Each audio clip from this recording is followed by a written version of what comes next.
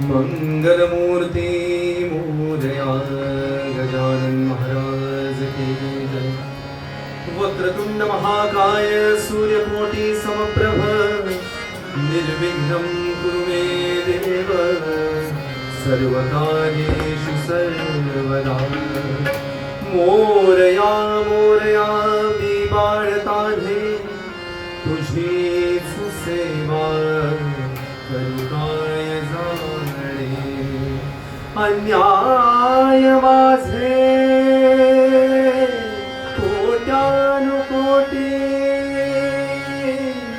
मोरेश्वरा तुहार पोटे। गुरुब्रह्मा गुरुविष्णू गुरुदेवो महेश्वरा गुरु साक्षात् परब्रह्म तस्मै श्री गुरवे नमः। सर्वमंगलमांगल्ये शिवे सर्वार्थसाधिके शरण्ये त्र्यंबके गौरी नारायणी नमोस्तुते। या देवी सर्वभूतेषु बुद्धिरूपेण संस्थिता नमस्तस्यै नमस्तस्यै नमस्तस्यै नमो नमः। या देवी सर्वभूतेषु शक्तिरूपेण संस्थिता नमस्तस्यै नमस्तस्यै नमस्तस्यै नमो नमः। जय जय राम कृष्ण हरे राजा राम। जय जय राम कृष्ण हरे राजा राम। जय जय राम कृष्ण हरे राजा राम। जय जय राम कृष्ण हरे राजा राम। जय जय राम कृष्ण हरे।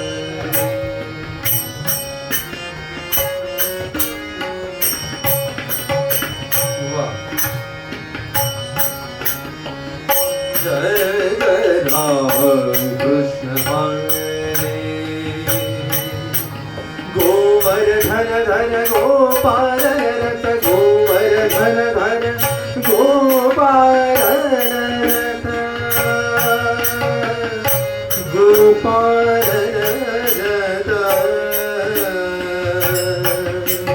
गोपाल रत गोवर्धन धर गोपाल रत गोकुल संकट हारे गोकुल संकट हारे हारे। जय जय राम राम जय जय राम जय जय राम। जय जय राम कृष्ण हरे राजा राम। जय जय राम कृष्ण हरे।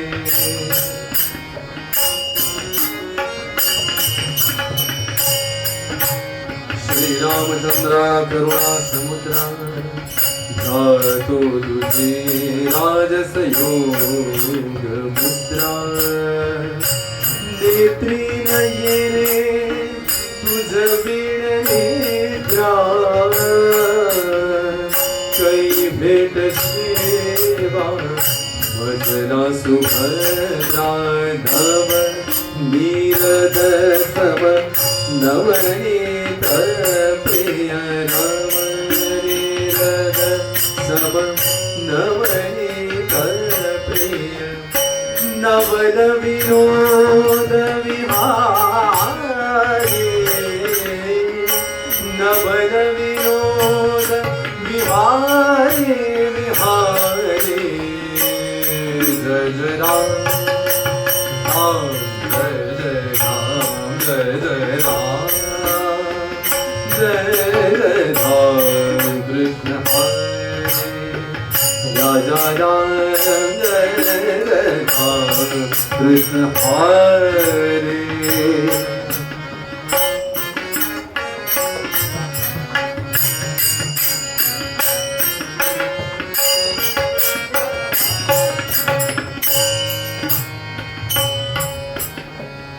जयाचा जन्मनामार्थ झाला जयाने सदा वासनामार्थ केला जयाच्या मुखी सर्वदा नाम कीर्ती नमस्कार त्या ब्रह्म चैतन्य मूर्ती शरणागत दीन शरणी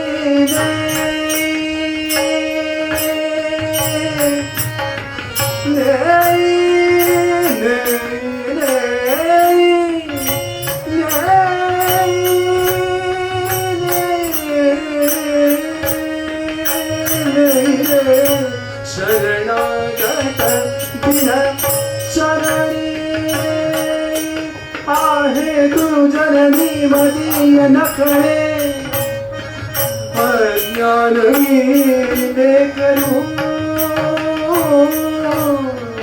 भारी गे मज प्रेम पाखर सदा सदा दूरी नको गे धरू प्रेमे वाहत मुक्त कंठ करू दे नाही तुझे बंधन प्रल्हार गुरुराजयाचित तुम्हार भासे असो वंदन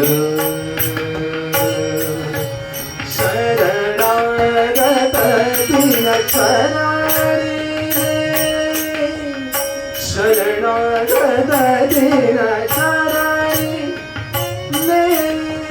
करुणा दृष्टि निहारे करुणा दृष्टि निहारे करुणा दृष्टि निहारे जय जय राम जय राम जय जय राम जय जय राम कृष्ण हरे राजा राम जय जय राम कृष्ण हरे राजा राम जय जय राम कृष्ण हरे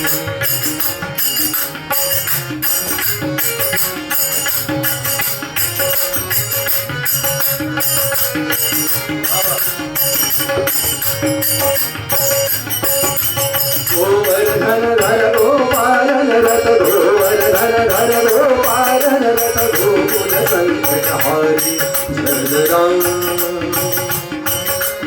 नवनीरद सम नवनीत प्रिय नवनीरद सम नवनीत प्रिय नवल विनोद विहारी जय राम शरणागत दिन शरणी शरणी शरणी शरणी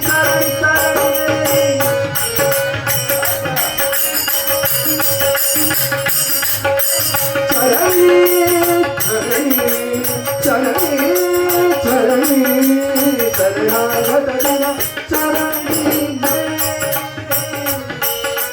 करुणा दृष्टि निहारे करुणा दृष्टि निहारे निहारे निहारे निहारे करुणा दृष्टि निहारे निहारे निहारे जय जय राम जय जय राम जय जय राम जय जय राम जय जय राम कृष्ण राजा राम जय जय राम राजा राम जय जय Ram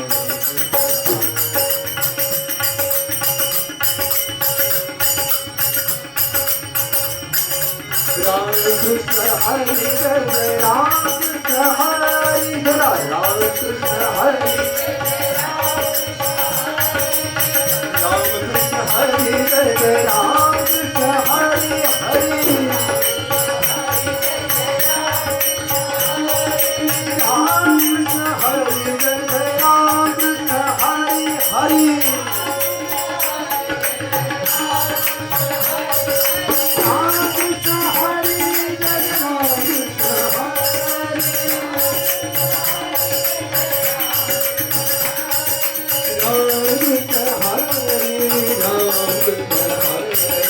Ram Krishna Hare Hare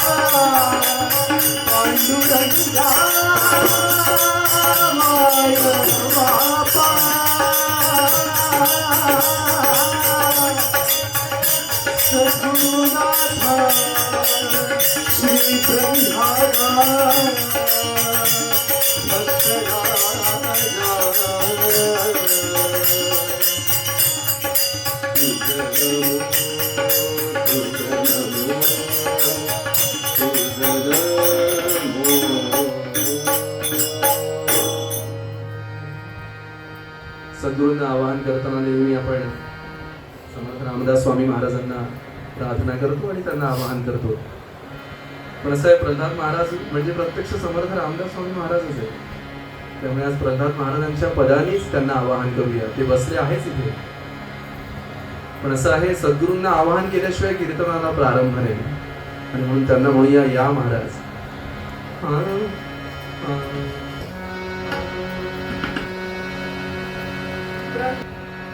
Pralhad माऊलीच्या या दिव्य शाखडावा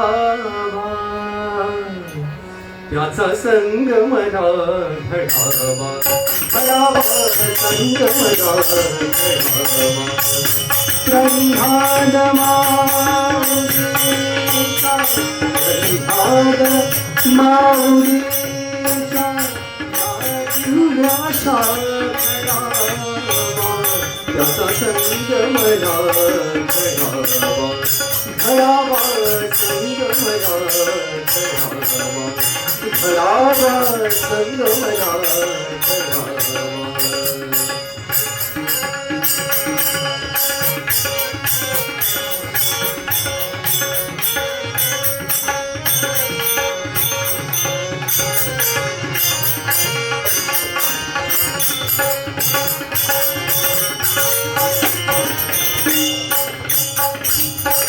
ज्या काष्ठाचा संग झाला, ज्या काष्ठाचा संग झाला, त्या कोमल पायाशी स्वरूप तेचे तेच झाले, स्वरूप तेचे तेच झाले. जीवित पादुका जैसे त्यासी स्पर्श करून आपण, त्यासी स्पर्श करून आपण आत्माराम जोडावा प्रल्हाद माऊलीचा, प्रल्हाद माऊलीचा या दुसऱ्या अशा घडावा, त्याचा संगमरा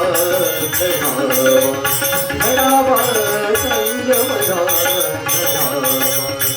घडावा, संगमरा घडावा.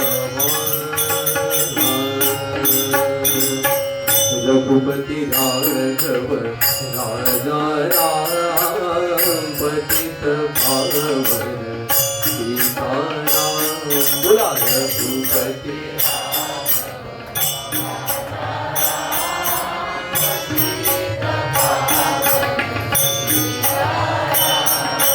रघुपति राघव राजा राम पतित पावन सीताराम.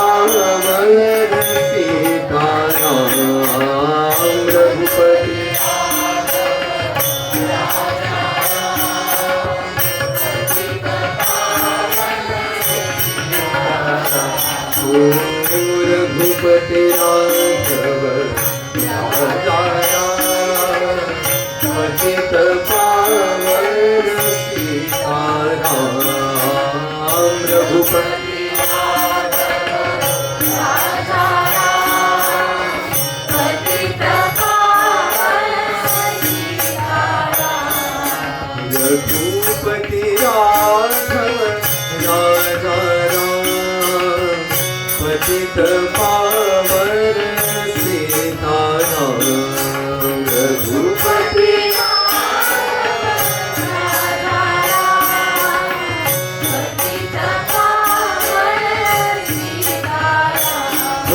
रघुपति राघव राजा राम पतित पावन सीताराम.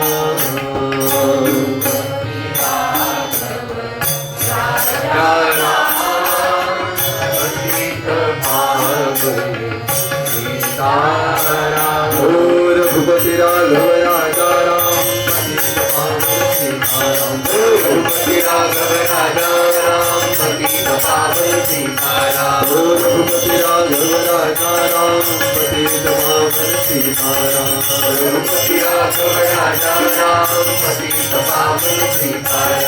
रघुपति राघव राजा राम पतित पावन सीताराम. रघुपति राघव राजा राम पतित पावन सीताराम. रघुपति राघव राजा राम पतित पावन सीताराम. रघुपति राघव राजा राम पतित पावन सीताराम. रघुपति राघव राजा राम पतित पावन सीताराम. रघुपति राघव राजा राम पतित पावन सीताराम. पुंडरीकाला हरि हर श्री ज्ञानदेव तुकाराम. पंढरीनाथ महाराज की आचार्य रामचंद्र भगवान की महावीर हनुमान की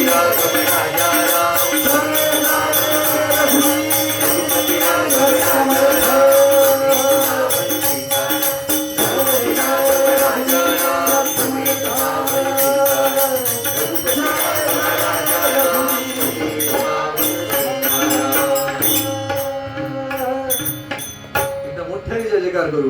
पंढरीनाथ महाराज की श्री अनंत कोटी ब्रह्मांड नायक राजा सच्चिदानंद स्वरूप ब्रह्म चैतन्य रामानंद प्रसाद महाराज की सद्गुरु श्री भक्तराज महाराज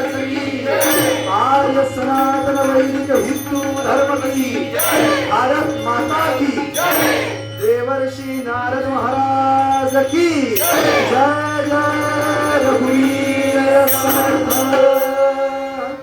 जय जय रघुवीर समर्थ. पूर्वरंगाचं पद.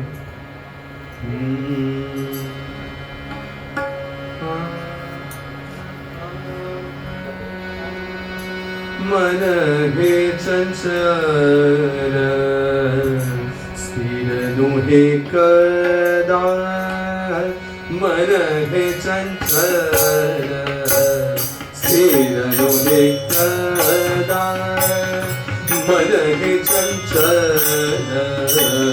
स्थिर दुहे कदा. विषयाच्या स्वादा भावावते. विषयाच्या स्वादा भावावते. मन हे चंचल स्थिर लोहे कदा. मन हे चंचल स्थिर लोहे कदा.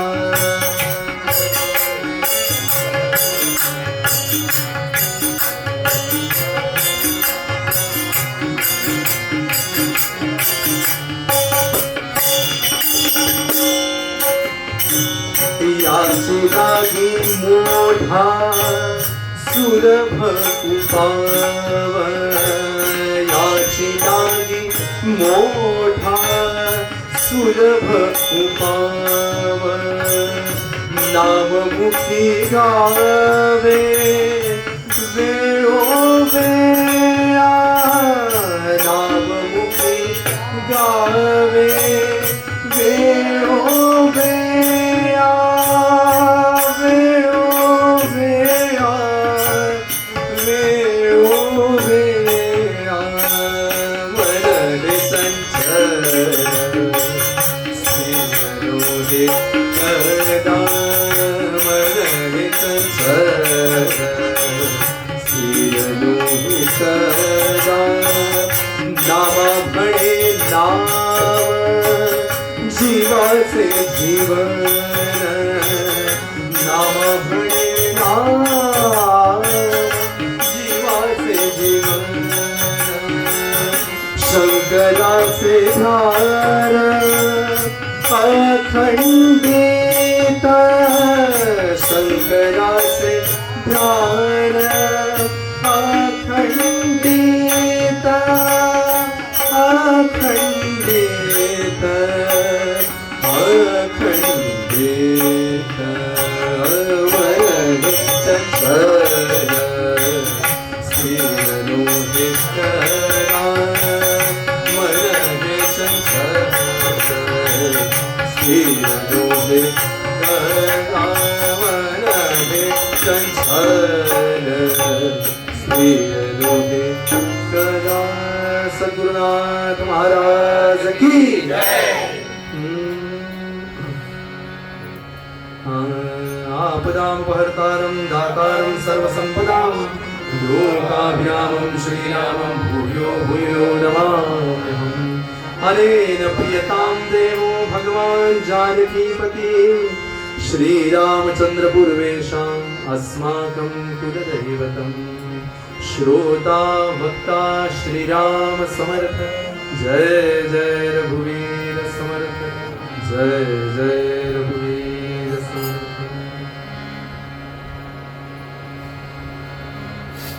गेले 23 वर्ष सातत्याने चाललेला हा चातुर्मासाचा भव्य आणि खऱ्या अर्थाने दिव्य असलेला उत्सव.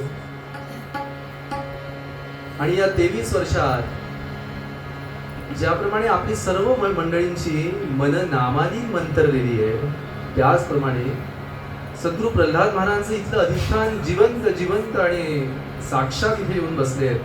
या पद्धतीची प्रचिती सर्वांना येते. पूज्य बाबा बेलसरे असं म्हणायचे की कोणतीही संस्था, कोणतंही अनुष्ठान किंवा कोणतीही परंपरा ही 2-3 पिढ्या गेल्यानंतर खरी वयात येते. तसं गेले 23 वर्ष सातत्याने जी गोष्ट चालली आहे ती आत्ता कुठे बाळसं धरायला लागली आहे. आता आता पुढे त्याला नवीन बहर यायला लागलाय, पालवी फुटायला लागली. अनेक संत मंडळींनी या चातुर्मासामध्ये येऊन आपल्या सर्वांना कृतार्थ केलाय, आजही कृतार्थ करतायत. आणि म्हणूनच हे सर्व कोणामुळे घडतंय? गोकुळामध्ये गोपींनी बरीच उठाठेव केली. गोपांनी अनेक गायी पाळल्या, पण त्यांच्या प्रयत्नांना यश तेव्हा आलं जेव्हा गोपाळ कृष्ण तिथे आला. कृष्ण जोपर्यंत आला नाही तोपर्यंत गोकुळात सर्वसामान्यच होत, पण तो आला आणि गोकुळाचं खरं नंदनवन झालं. तसं नांदेडला प्रल्हाद महाराज आले आणि खरा मुकुंद आला आणि मग गोकुळ झालं बघा. अशा सद्गुरु श्री प्रल्हाद माऊलीला, ज्यांच्यामध्ये सद्गुरु ब्रह्मचैतन्य महाराज, रामानंद महाराज, सद्गुरु ब्रह्मचैतन्य महाराजांची पूर्ण गुरु परंपरा, शिष्य परंपरा अंतर्भूत आहे, असे सद्गुरु प्रल्हाद महाराजांना साष्टांग वंदन करतो. अत्यंत आदरणीय आणि ज्यांच्या सावलीखाली आयुष्यामध्ये जी निर्धास्तता येते, त्या निर्धास्ततेचा अनुभव आम्ही घेतो, ते परमपूज्य नंदूदादा यांना साष्टांग वंदन करतो. मुकुंद दादा माझा भाऊ आहे, त्यामुळे त्याच्याबद्दल अत्यंत आदराची भावना व्यक्त करतो, त्यालाही वंदन करतो. आणि आपल्या सर्व नांदेडच्या श्रोते मंडळींना साष्टांग वंदन करतो, आपल्या भाग्याला वंदन करतो. कला उपासकांबद्दल विशेष आदरभाव व्यक्त करतो, कारण एकंदरीत माझी कला जेमतेम असल्यामुळे यांच्या कलेचा टेकू घेऊन पुढील 2 दिवस मला चालवायचे, त्यामुळे त्यांना सुद्धा वंदन करतो. शास्त्री पंडितांचा विशेष आदरयुक्त सन्मान करतो आणि निरूपणाला प्रारंभ करतो. श्रोते हो, नामाचा उत्सव आहे चातुर्मास, म्हणजे निव्वळ नाम म्हणजे चातुर्मास. पण खरं सांगू, नाम हा अलौकिक ठेवा आहे खरा. नाम हा सर्व सध्याच्या काळामध्ये समाधानाचा सर्वोत्तम उपाय आहे खरा. पण आपलं मन हे त्या नामाला चिकटून राहत नाही, ही खरी व्यथा आहे. म्हणून नामदेव महाराज काय म्हणतात, त्यांच्या नावातच नाम आहे. ते काय म्हणतात? ते म्हणतात, मन हे चंचल स्थिर नोहे कदा, विषयाच्या स्वादा भांगावते, याची लागी मोठा सुलभ उपाव, नाममुखी गावे वेळोवेळा, चालता बोलता विषय भोगिता, नाम वाचे घेता नाही बाधा, योग याग तपे मोठी अवघड. नामदेव महाराज म्हणतात, योग याग तपे मोठी अवघड, कीर्तनी जोडे जोड सर्व सिद्धे, नामा म्हणे नाम जीवाचे जीवन, नामा म्हणे नाम जीवाचे जीवन, शंकराचे ध्यान अखंडित. सद्गुरुनाथ महाराज की जय. ज्या सद्गुरूंनी केवळ नामासाठी आपलं जीवन संपूर्ण झिजवलं, ते सद्गुरू प्रल्हाद महाराज. प्रल्हाद महाराजांना एकाने असं विचारलं, महाराज परमार्थ परमार्थ म्हणतात, तो नक्की काय आहे? हो, काय आहे नक्की परमार्थ? तर महाराज एका शब्दात उत्तर दिले, परमार्थ म्हणजे अखंड सावधानता. सावध मनुष्य राहील तर त्याच्या हातून परमार्थ घडेल. सावध सावधान वाचे बोला नारायण. मागे मी समर्थांची हा अभंग आपल्या समोर मांडला होता की समर्थांनी आपल्या आयुष्याचं प्रत्येक वर्ष त्याच्यामध्ये काय होतं आणि नाम घडत नाही हे अगदी वर्णन केलं. ते म्हणतात, 10 वर्षे बालपण, 20 वर्षे तारुण्य, अंगी जडला अभिमान, तेव्हा न घडे साधन. 30ची होय भरती, 10 झाले 20 झाले, 30ची होय भरती, दारापुत्र लाभती, त्यातची पडे भ्रांती, न कळे स्वरूप स्थिती. 30 वर्षात झाला की लग्न होतं, मग तुकाराम महाराज म्हणतात, तुका म्हणे केला बयेने गाढव, घेतली धाव मनास. असं तुकाराम महाराज म्हणतात ना, मी नाही. 40 वर्षे होती, डोळा 40 आली, नेत्रासी भुली पडली, दिसता न ये जवळ. पोडियम वरती करा. 50 वर्षे होती, श्याम केश शुभ्र होती, पुन्हा त्याला श्याम करीती. पण आतून ती शुभ्रच असती आणि आठवड्याभरात लोकांना कळती कुठेतरी. माझं आहे समर्थांचं. 50 वर्ष होती, श्याम केश शुभ्र होती, साथीची होता गणना, उठता बसवेना, बसता उठवेना, बापुडा पडे दैन्यवाना. साठी नंतर म्हणाले उठण्या बसण्याचे कार्यक्रम सुरू होता. कार्यक्रम का, तर आता मला उठायचं आहे, हे अर्धा तास आधी ठरवावं लागतं. कुंडली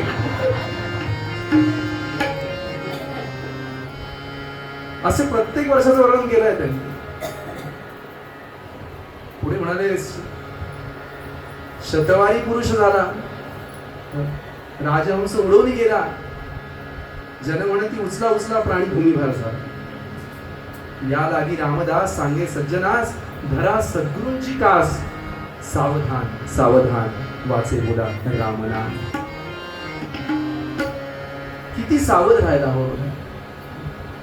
सद्गुरू प्रल्हाद महाराजांचे इतके प्रसंग आहे असे की त्या सावधानतेला ते धरू नये. फक्त सद्गुरू जेव्हा सांगतात तेव्हा ते तसेच जगतात आणि म्हणून त्यांच्या शब्दांच्या मागे त्यांचं आयुष्य उभं असतं, त्यांचं जीवन उभं असतं, म्हणून त्यांच्या शब्दांना वजन असतं. सद्गुरू समर्थ रामदास स्वामी महाराज, सद्गुरू ब्रह्मचैतन्य महाराज, रामानंद महाराज, प्रल्हाद महाराज एकदा सांगतात, हजारो लोक ऐकतात. आम्ही हजारदा सांगतो, एकही नाही. याचं कारणच हे आहे की आमच्या जीवनामध्ये तो कसंच नाही. प्रल्हाद महाराजांचे काय उदाहरण सांगू आपल्याला. त्यांचं चरित्र एकाने लिहायला घेतलं तर म्हणाले, माझं कशाला चरित्र लिहिलंस? आज मी चांगला वागतोय, उद्या मी चांगला वागेन याची काठ टाक.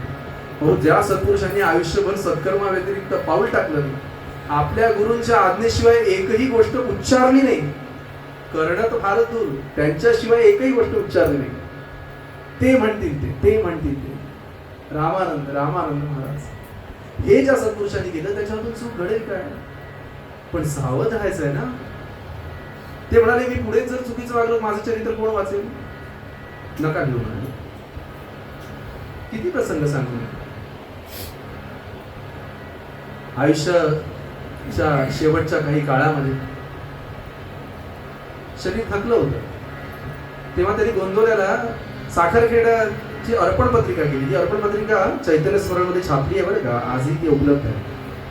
त्या अर्पण पत्रिकेमध्ये त्यांनी काय लिहिलं आहे, सद्गुरू प्रल्हाद महाराज म्हणतात बरं, ते म्हणतात आहे की साखरखेड्याचं हे रामानंद गोविंद संस्थान, हे संस्थान मी गोंदवल्याला अर्पण करीत आहे. का तर म्हणाले, माझी अहंकृती जावी यासाठी म्हणून मी हे अर्पण करत आहे. ज्या सत्पुरुषांनी स्वतःचं नाव कधी उमटू दिलं नाही त्याला कसला अहंकार येणार, कसला अहंकार येणार. पण ते सुद्धा येऊ नये यासाठी गोंदवल्याला अर्पण केलं. गोंदवल्याने पुन्हा ते प्रल्हाद महाराजांकडे सोपवलं, हे निराळ. पण सत्पुरुषाची धारणा काय आहे. आणि म्हणून नामदेव महाराज असं म्हणतात की जो नाम घेतो ना त्यांनी काही पथ्य पाळायला पाहिजे. बरं, ही पथ्य जर त्यांनी पाळली नाही तर नामाचा परिणाम करेलच, पण त्याला उशीर लागेल. साधी गोष्ट आहे, काही खोकला झालाय, सर्दी पडसं झालाय, तर अशाने कुपथ्य करून जर औषधं जरी घेतली तरी औषधाचा परिणाम होईल काय? नाही म्हणा. आणि म्हणून नाम घेताना काही पथ्य पाळली पाहिजे. ते पथ्य पाळण्याच्या साठी आपण आता पुढचा श्लोक बघणारच आहे. पण नामदेव महाराज म्हणतात, मन हे जे चंचल आहे ना, त्या चंचलतेला स्थिर करण्याकरता म्हणून ते पथ्य पाळली पाहिजे, म्हणजे मग नाम स्थिर होईल. असं आहे, विषयाच्या ओढीने मनुष्य भुलतोच, तुकाराम महाराजांचं एक पदच आहे, विषय ओढी भुलले जीव. काय होईल सांगते, एक कथा सांगतो आपल्याला. एक राजा होता, जगदंबेचा मोठा भक्त होता आणि देवीवर विलक्षण त्याची श्रद्धा, भक्ती एवढ्या पराकोटीची होती की ज्या जगदंबेच्या मंदिरात तो जात असेल त्या मंदिरात गाभाऱ्यात गेल्यानंतर गाभाऱ्याचे दरवाजे लावले आणि त्यांनी जगदंबेला साष्टांग वंदन केलं की प्रत्यक्ष अंबाबाई त्याच्यासमोर उभं राहत असे. नुसती उभी राहत नसेल, ती तिच्याशी बोलत असत आणि तिच्याशी संवाद करून तो राजा परत येत असतो. असं बरेच दिवस चाललं होतं, बरेच वर्ष चाललं. आणि एक दिवस राजाला असं वाटलं, आई या राज्यात सर्व काही आहे, सुबत्ता आहे, मला काही कमी आहे म्हणून मी तुझ्याकडे आलोय असं नाही, मला काही मागायचं नाही. पण असं आहे, मी राजा म्हणजे प्रजेचा पालक आहे, प्रजेचा पिता मानला जातोय राजा. हा तर म्हणाले, मी जर त्यांचा पालक आहे तर जशी कृपा तुझी माझ्यावर आहे तशी कृपा सगळ्या लोकांवर व्हायला काय हरकत आहे. सगळ्या त्या जनतेला माझ्या तुझं दर्शन व्हायला काय हरकत आहे. हे गाभाऱ्यात एकटं आपण भेटणं मला त्याचं समाधानच आहे, पण इतरांनाही ते समाधान लाभावं. किती चांगला विचार आहे नाही का. तर आई तू माझ्या सगळ्या जनतेला दर्शन दे. तेव्हा जगदंबा काय म्हणाली, ती म्हणाली, राजा आज हा नसता हट्ट का धरला म्हणाली, आज हा नसता हट्ट का धरला. तर म्हणाले, काय चुकलं माझं. तर म्हणाले, त्या जनतेला वाटतंय का मी दर्शन द्यावं म्हणून. वा वा म्हणाली, देव दर्शन मिळणार आहे असं जर कोणाला सांगितलं तर कोण नाही म्हणेल. अनासायास कोणतेही व्रत वैकल्य न करता, काही उपास तापास न करता, खिचडी अजून काय धिरडे दाण्याचे लाडू न खाता सगळं आकंठ जेवून जर जगदंबेचं दर्शन होत असेल कोण नाही म्हणे. नवरात्राचे उपास बंद होते. जगदंबा हसली, म्हणाली, त्यांची इच्छा असेल तर दर्शन होईल, पण त्यांची इच्छाच नाही रे बाळ. राजा म्हणाला, असं कसं म्हणतेस तू, एवढी जनता आहे, काही लोक तर तुझ्या दर्शनासाठी येते आणि मला ठाऊक आहे माझी जनता सात्विक आहे, सज्जन आहे, त्यांना मी सांगितलं तर ते ऐकणार नाही असं नाही. तेव्हा अंबा हसली, म्हणाली, अरे विषय ओढी भुलले जीव. त्यांना विषय जर समोर दिसले ना तर त्यांना जगदंबा आठवायची नाही, आई आठवायची नाही, विषय आठवेल. राजा म्हणाला, तू एखादी संधी तर देऊन पहा. अंबाबाई म्हणाले, हरकत नाही, एक काम कर, पुढच्या रविवारी, सुट्टीचा दिवस बरा असतो, पुढच्या रविवारी या आपल्या गावाच्या बाजूला एक डोंगर आहे, त्या डोंगरावर मी उभी राहते.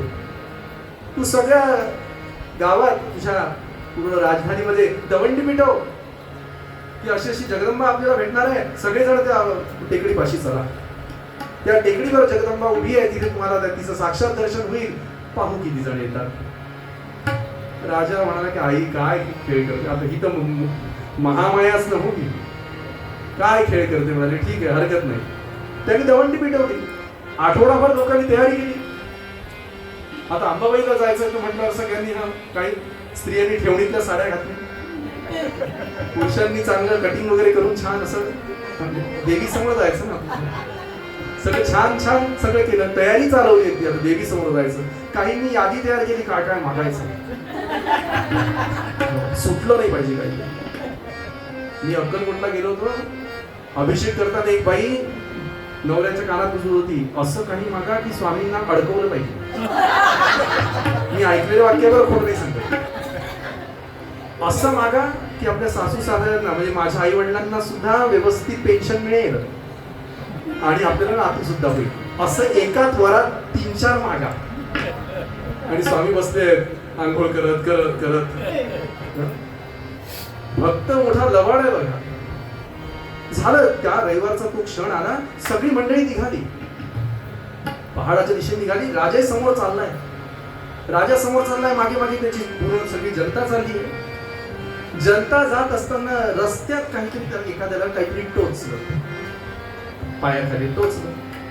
त्यांनी पाहिलं काय, काहीतरी चमकणारी वस्तू दिसली. चटकन त्यांनी खाली पाहिलं तर चांदीची नाणी हे पाहिल्यावर त्यांनी फक्त चांदी असं म्हणायचाच अवकाश. जेवढी ती मोठा समुदाय होता ना त्यातला एक 25% भाग समजा, पाव भाग, तो सगळा चांदी चांदी चांदी चांदी करायला लागला. आणि मग इकडे तिकडे खोदण्यामध्ये राहून आता राजा बरोबर चाललाय, कारण जगदंबेने वेळ दिली आहे, मागे जनता येते काही, तेवढा थोडं काही क्षण पुढे गेले, एक परत काहीतरी टोचलं, काय टोचलंय, काटे येते काय, पाहिलं तर सोन्याची अंगठी. सोनं? त्याने तिथे खोदायला सुरुवात केली. सोनं म्हटल्यानंतर तर काय आता तर विचारायलाच नको सोन्याचं. सोनं हा शब्द सुद्धा महाग आहे. कुंडली झाले. सारी जनता तुम्हाला सांगतो जेवढी अर्धी होती ती त्या सोन्याच्या याला लागली. तिकडं त्यांना सोन्याची नाणी मिळत नाही. सगळे तिथेच थांबले. आता थोडीफार जी राहिली होती 15-20 जण, ती राजाच्या मागे मागे यायला लागली. आणि ती जशी समोर आली त्यांच्या पायात काहीतरी टोचलं. ते म्हणाले आता काय टोचायचं राहिलं. पाहिलं ते हिरे होते, हिरे. मग काय विचारलं. राजा टेकडीवर पोहोचला तेव्हा तो एकटा होता. कुंडली. अंबाबाई म्हणजे आलास, गाभाऱ्यात जसा दिसतो तसाच आता दिसतोस. राजा म्हणाला आई आले ना सगळी जनता. मागे वळून पाहिलं कोणीच नाही. कुठे गेले ते बसले म्हणाले सोनं उकरत. ते बसले म्हणाले चांदी आणि हिऱ्याचे दगड पाहत. अंबा कोणाला हवी आहे. आणि अंबाबाई तिथेच अंतर्धान पावली. मला सांगायचं जोपर्यंत विषयाची ओढ आहे ना तोपर्यंत सावधपणा टिकत. आणि तो सावधपणा टिकण्याकरता फार मोठा सुंदर श्लोक आहे. या श्लोकाचं 2 दिवस आपल्याला चिंतन करायचंय. आणि आख्याने बरंच मोठं आहे. त्याच्यामुळे थोडक्यात आपण आज चिंतन करू. जेवढे मुद्दे आज होतील तेवढे आज करू, बाकी उद्या. श्लोक असा आहे. सन्निंदा सती नाम वैभव कथा, सन्निंदा असती नाम वैभव कथा, श्री शेषयोर्भेदधी अश्रद्धा श्रुति शास्त्र दैशिक गिराम नाम्यर्थवाद भ्रमाः नामास्तिति निषिद्ध वृत्ति विहित त्यागो हि धर्मांतरे साम्यं नाम्नि जपे शिवस्य हरेर नामापराधा दशा. सद्गुरुनाथ महाराज की काय कळलं? काहीच कळलं नाही. एक एक शब्द आपण सोडवत जाऊ. संनिंदा सती नाम वैभव कथा. तर संनिंदा याचा अर्थ काय? संतांची निंदा. जो नामस्मरण करतो, जो भगवंताचं नाम घेतो, त्यांनी काय पथ्य पाळावी अशी त्यांनी 10 पथ्य दिली आहेत. ती 10 पथ्य त्यांनी पाळलीच पाहिजे. तर नाम लगेच फळाला येईल.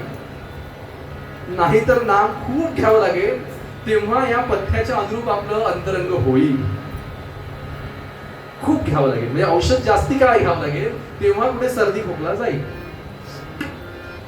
पण त्यासाठी पथ्य व्यवस्थित पाळली तर चटकन जाईल. ते नाम लगेच फळाला. त्यातलं पहिलं जर काही आहे तर ती म्हणजे संतांची निंदा न करणे. एक वेळ काही न केलं तर चालेल बघा, पण संत निंदा जी आहे ना ही फार भयंकर आहे. ही प्रारब्ध कशी आपल्यावर उलटवेल असं एक लहानसं उदाहरण आपल्याला पटकन सांगतो. श्री ब्रह्मचैतन्य महाराजांच्या काळामध्ये एक शास्त्री बुवा होते. श्री महाराज फक्त नामस्मरण सांगतात, हे त्यांना अजिबात आवडत नाही. आणि ते म्हणाले हे शास्त्राच्या विरुद्ध आहे. शास्त्राने ज्या पद्धतीने वर्तन करायला सांगितलं तसं ब्रह्मचैतन्य महाराज करतात का? फक्त नामस्मरण सगळे लोक माळा घेऊन बसले, काय अर्थ आहे ना? असं करून त्या शास्त्रींनी महाराजांची उघड निंदा करायला सुरुवात केली. पण त्यांनी परिणाम काहीच झाला नाही. गोंधळाला जी गर्दी होती ती अधिकच वाढली. कोण आहे हा सत्पुरुष जो नामस्मरण करायला सांगतो म्हणून तरी पाहू म्हणून लोक जायला लागले, तिथे नामस्मरण करत बसले. बरं महाराजांना एकदा ज्यांनी पाहिलं तो चिकटला म्हणजे तो चिकटला. ब्रह्मानंद महाराज असं म्हणायचे माझ्या सद्गुरूंची एकदा दृष्टी तर पडू द्या हो लोकांना. नाही त्यांनी खेचून आणलं तर नाही. त्यांचं नाव ब्रह्मचैतन्य आहे. बाबा वेलसरे म्हणायचे की महाराज म्हणजे गिरमिट आहे. गोड बोलून बोलून ते आतडे काढतील, काय ते करतील काही सांगता येत नाही. तर मुद्दा चालला, त्या शास्त्री बुवांनी निंदा केली, झालं नाही तर ते काही. मग त्यांनी काय केलं, त्यांनी खुद्द ब्रह्मचर्य महाराजांना पत्र दिलं आणि त्या पत्रामध्ये यथेच्छ महाराजांना बोल सुनावले की शास्त्रविरोधी वर्तन करताय, तुम्हाला हे पातक लागेल, तुम्हाला ते पातक लागेल, तुम्हाला नरकात जागा मिळेल, काय काय वाटेल ते तू त्याच्यामध्ये बोलला. ते पत्र गोंदवलेला त्यांनी धाडलं. गोंदवलेला ते पत्र जसं आलं त्यावेळेला महाराज बैठकीत बसले होते. ते पत्र आलं, फक्त महाराजांनी दृष्टी टाकली पत्रावर, म्हणाले रामाच्या पायाला लावा. आणि मग म्हणाले झालं ते थोरलं रामाच्या मंदिरातच रामाच्या पायाला लावलं. यांनी उघडून पाहिलं आणि महाराजांनी वाचलं. म्हणाले बरं बरं शास्त्री भाऊ असं म्हणतायत का, हरकत नाही म्हणाले, पण मी तरी काय करू म्हणाले, माझ्या गुरूंनी मला हातात माळ दिली म्हणाले, सांगितलं नामाशिवाय दुसरं काही करू नको. मला शास्त्री बुवा शास्त्र वंदनीयच आहे, पण मला सद्गुरूंचा जो शब्द आहे तो त्याहीपेक्षा मोठा आहे. मी माझ्या सद्गुरूंच्या शब्दावर जगतो असं म्हणून त्यांनी वंदन केलं आणि ते पत्र ठेवून दिलं. दुसरं झालं, त्याचा काही परिणाम झाला नाही बघा. पण पुढे काय झालं, महाराजांनी 1913 साली देह ठेवला. त्यानंतर 12-1 वर्षानंतर वाणीरूप महाराज झाले. तोपर्यंत शास्त्री बुवा जिवंत होते, पण त्यांची काय अवस्था झाली, तर त्या वृद्धापकाळी त्यांना क्षयरोग जडला. त्या काळात क्षयरोगावर कोणतीच उपाययोजना नसल्यामुळे क्षयरोगातला ज्याला क्षयरोग झाला त्याला लोक वाईट टाकत. हे इतकं भयंकर असेल की त्याला गावाच्या बाहेर एखाद्या टिनाच्या छपरावर किंवा झोपडीवर राहावं लागत असे, शिळ अन्न खावं लागत असे, फार फार हाल व्हायला लागले. शास्त्री बुवांना कळेना असं का झालं, एवढं वर्ष शास्त्र वर्तनाने मी जगलो आणि माझ्या नशिबी हे आलं, खायला मिळत नाही. शेवटी त्यांनी म्हटलं जीव द्यावा. म्हणून हे शास्त्री बुवांनी काय करावं, तर गारुड्याकडून एक सर्पाची ती टोपली घेतली नागाची आणि ते घेऊन ते जंगलात गेले. काय करत काय असेल सांगा मला. जंगलात गेले, त्यांनी तो नाग उघडला आणि त्या नागाला हाताने डिवसायला लागले की तू या हाताला चाव. तर तो नाग सुद्धा चावेना. तो नाग इकडे पळायला लागला, तिकडे पळायला लागला. यांनी नागाला धरून आणावं आणि हाताच्या जवळ आणावं, तर त्या नागाने तोंड फिरवावं. शास्त्री बुवा म्हणाले नाग सुद्धा माझ्याकडे पाहत नाही, बाकीचे नाग मुरडतात, काय करावं. झालं, हे सर्व झाल्यानंतर त्यांना असं कळलं की वाणी रूपात महाराज मालाडला आले, पुण्याला आहे. त्यावेळेला महाराज पुण्याला होते, वाणी रूपातच महाराज आले. हे ऐकल्यानंतर त्यांनी महाराजांना पुन्हा पत्र पाठवलं, महाराज मी येऊ का तुमच्या दर्शनाला, मला तुमच्याशी बोलायचं आहे, मला तुमच्याशी बोलायचं आहे. तर महाराज म्हणे वा वा शास्त्री बुवा, किती वर्षानंतर आपली पत्र भेट झाली नाही का, या बरं असं महाराजांनी उत्तर पाठवलं. आणि शास्त्री बुवा पुण्याला जायला निघाले. पुण्यात जसे ते यायला लागले त्यांनी लिहून ठेवलं की ज्या वेळेला मी पुण्याला येत असेल आधीच्या काळी, त्यावेळेला लोक बाहेर येऊन रस्त्यावर माझ्या गळ्यात हार घालत, आता मी आल्याबरोबर भराभरा दरवाजे आणि खिडक्या बंद करतात. मी आल्यानंतर पुढे जा दारासमोर उभं राहू नका असं करून लोक माझी बोलवण करतात. तात्यासाहेबांच्या घरी आलेत शास्त्री बुवा आणि तात्यासाहेबांनी पहिल्यांदा काय केलं तर त्यांना स्नान घातलं आणि जेवू घातलं. जेवताना डोळ्यात पाणी आलं त्यांच्या. तात्यासाहेब म्हणाले रडता का रडता. भात खात होते. म्हणाले गरम भात गेले 2 वर्ष लाभला नाही मला. काय असेल ना सांगा कल्पना. आज पहिल्यांदा 2 वर्षानंतर गरम भात खातो. आणि मग जेव्हा महाराज भेटले त्यांना भडभडून आले. म्हणाले महाराज त्यावेळेला मी आपल्या नामाची निर्भसना केली. तुम्ही जे करताय ते अशास्त्रीय वर्तन आहे असं सांगितलं, त्याचं पातक हे दिलं का मला देवाने असं म्हणतात. तर महाराज कळवळले. ते म्हणाले माझा राम आणि या पद्धतीने तुला शिक्षा करेल असं मनात सुद्धा आणू नको. माझा राम असा ना की जो या गोष्टीने एवढं तुला भोगायला लागेल. शास्त्री बुवा अहो तुमच्या प्रारब्धामध्ये ते होतं, कुठल्या तरी जन्माचं ते होतं, ते फक्त आत्ता पुढे आलं एवढंच. मला सांगा का पुढे आलं ते. सन्निंदा. संतांची निंदा केली तर संत माफ करतील पण नियती नाही करत. म्हणून संतांना शरण जावं. सत्पुरुष जे करेल ते परमात्मा ऐकतो. सत्पुरुष जे बोलेल ती परमात्म्याची वाणी असते. म्हणून टेंबे स्वामी महाराज बोलतात म्हणजे प्रत्यक्ष भगवंत बोलतो. ब्रह्मचैतन्य महाराज बोलतात प्रत्यक्ष भगवंत बोलतो. संत जे बोलेल ते पूर्ण करण्याची जबाबदारी भगवंतावर असल्या कारणाने उद्या त्यांची निंदा केली म्हणजे ती भगवंताची निंदा केल्यासारखी. सर्वच आहे परी भक्तासी न साहे असा भगवंताचा न्याय आहे. त्याला शिव्या दिल्या चालतात, त्याला नावं ठेवली, त्याचं अस्तित्व नाकारलं मी चालतं, पण त्याच्या भक्ताला उपद्रव केला त्याला अजिबात चालत नाही, त्याला सहनच होत नाही. आणि म्हणून सन्निंदा कधीही करू नये. पुढचा मुद्दा अजून काय करावं. असती नाम वैभव कथा. बस एवढा मुद्दा घेतो आणि लगेच आठवतो. असती नाम वैभव कथा म्हणजे काय हो. असती नाम वैभव कथा. असती नाम वैभव कथा. पुन्हा पुन्हा मी म्हणतोय त्याचं कारण ते मनात बिंबवावं म्हणून. असती नाम वैभव कथाचा अर्थ नाम खरं आहे हे ज्याला वाटत नाही. नाम हे असत्य आहे, नामामध्ये काहीही राहिलेलं नाही किंवा नाम हे काही खरंच नाही असं ज्याला वाटतं त्याला नामाच्या वैभव कथा ऐकवणे हा अपराध नामकैरालांनी करू नये. म्हणजे एखादा माणूस है ये सब भगवान वगैरे झूठ है तर म्हणत यू आर राईट, तू खरं आहे कारण सगळं तुला कळलं नाही, सगळंच तुला कळलं नाही. असं आहे बघा. नास्तिक मनुष्य जो आहे ना जोपर्यंत त्याला अनुभव येत नाही तो म्हणतो जोपर्यंत मला अनुभव येत नाही तोपर्यंत भगवंताचं अस्तित्व मानत नाही. मला एकाने असं विचारलं काय तुम्ही दाखवा बरं देव.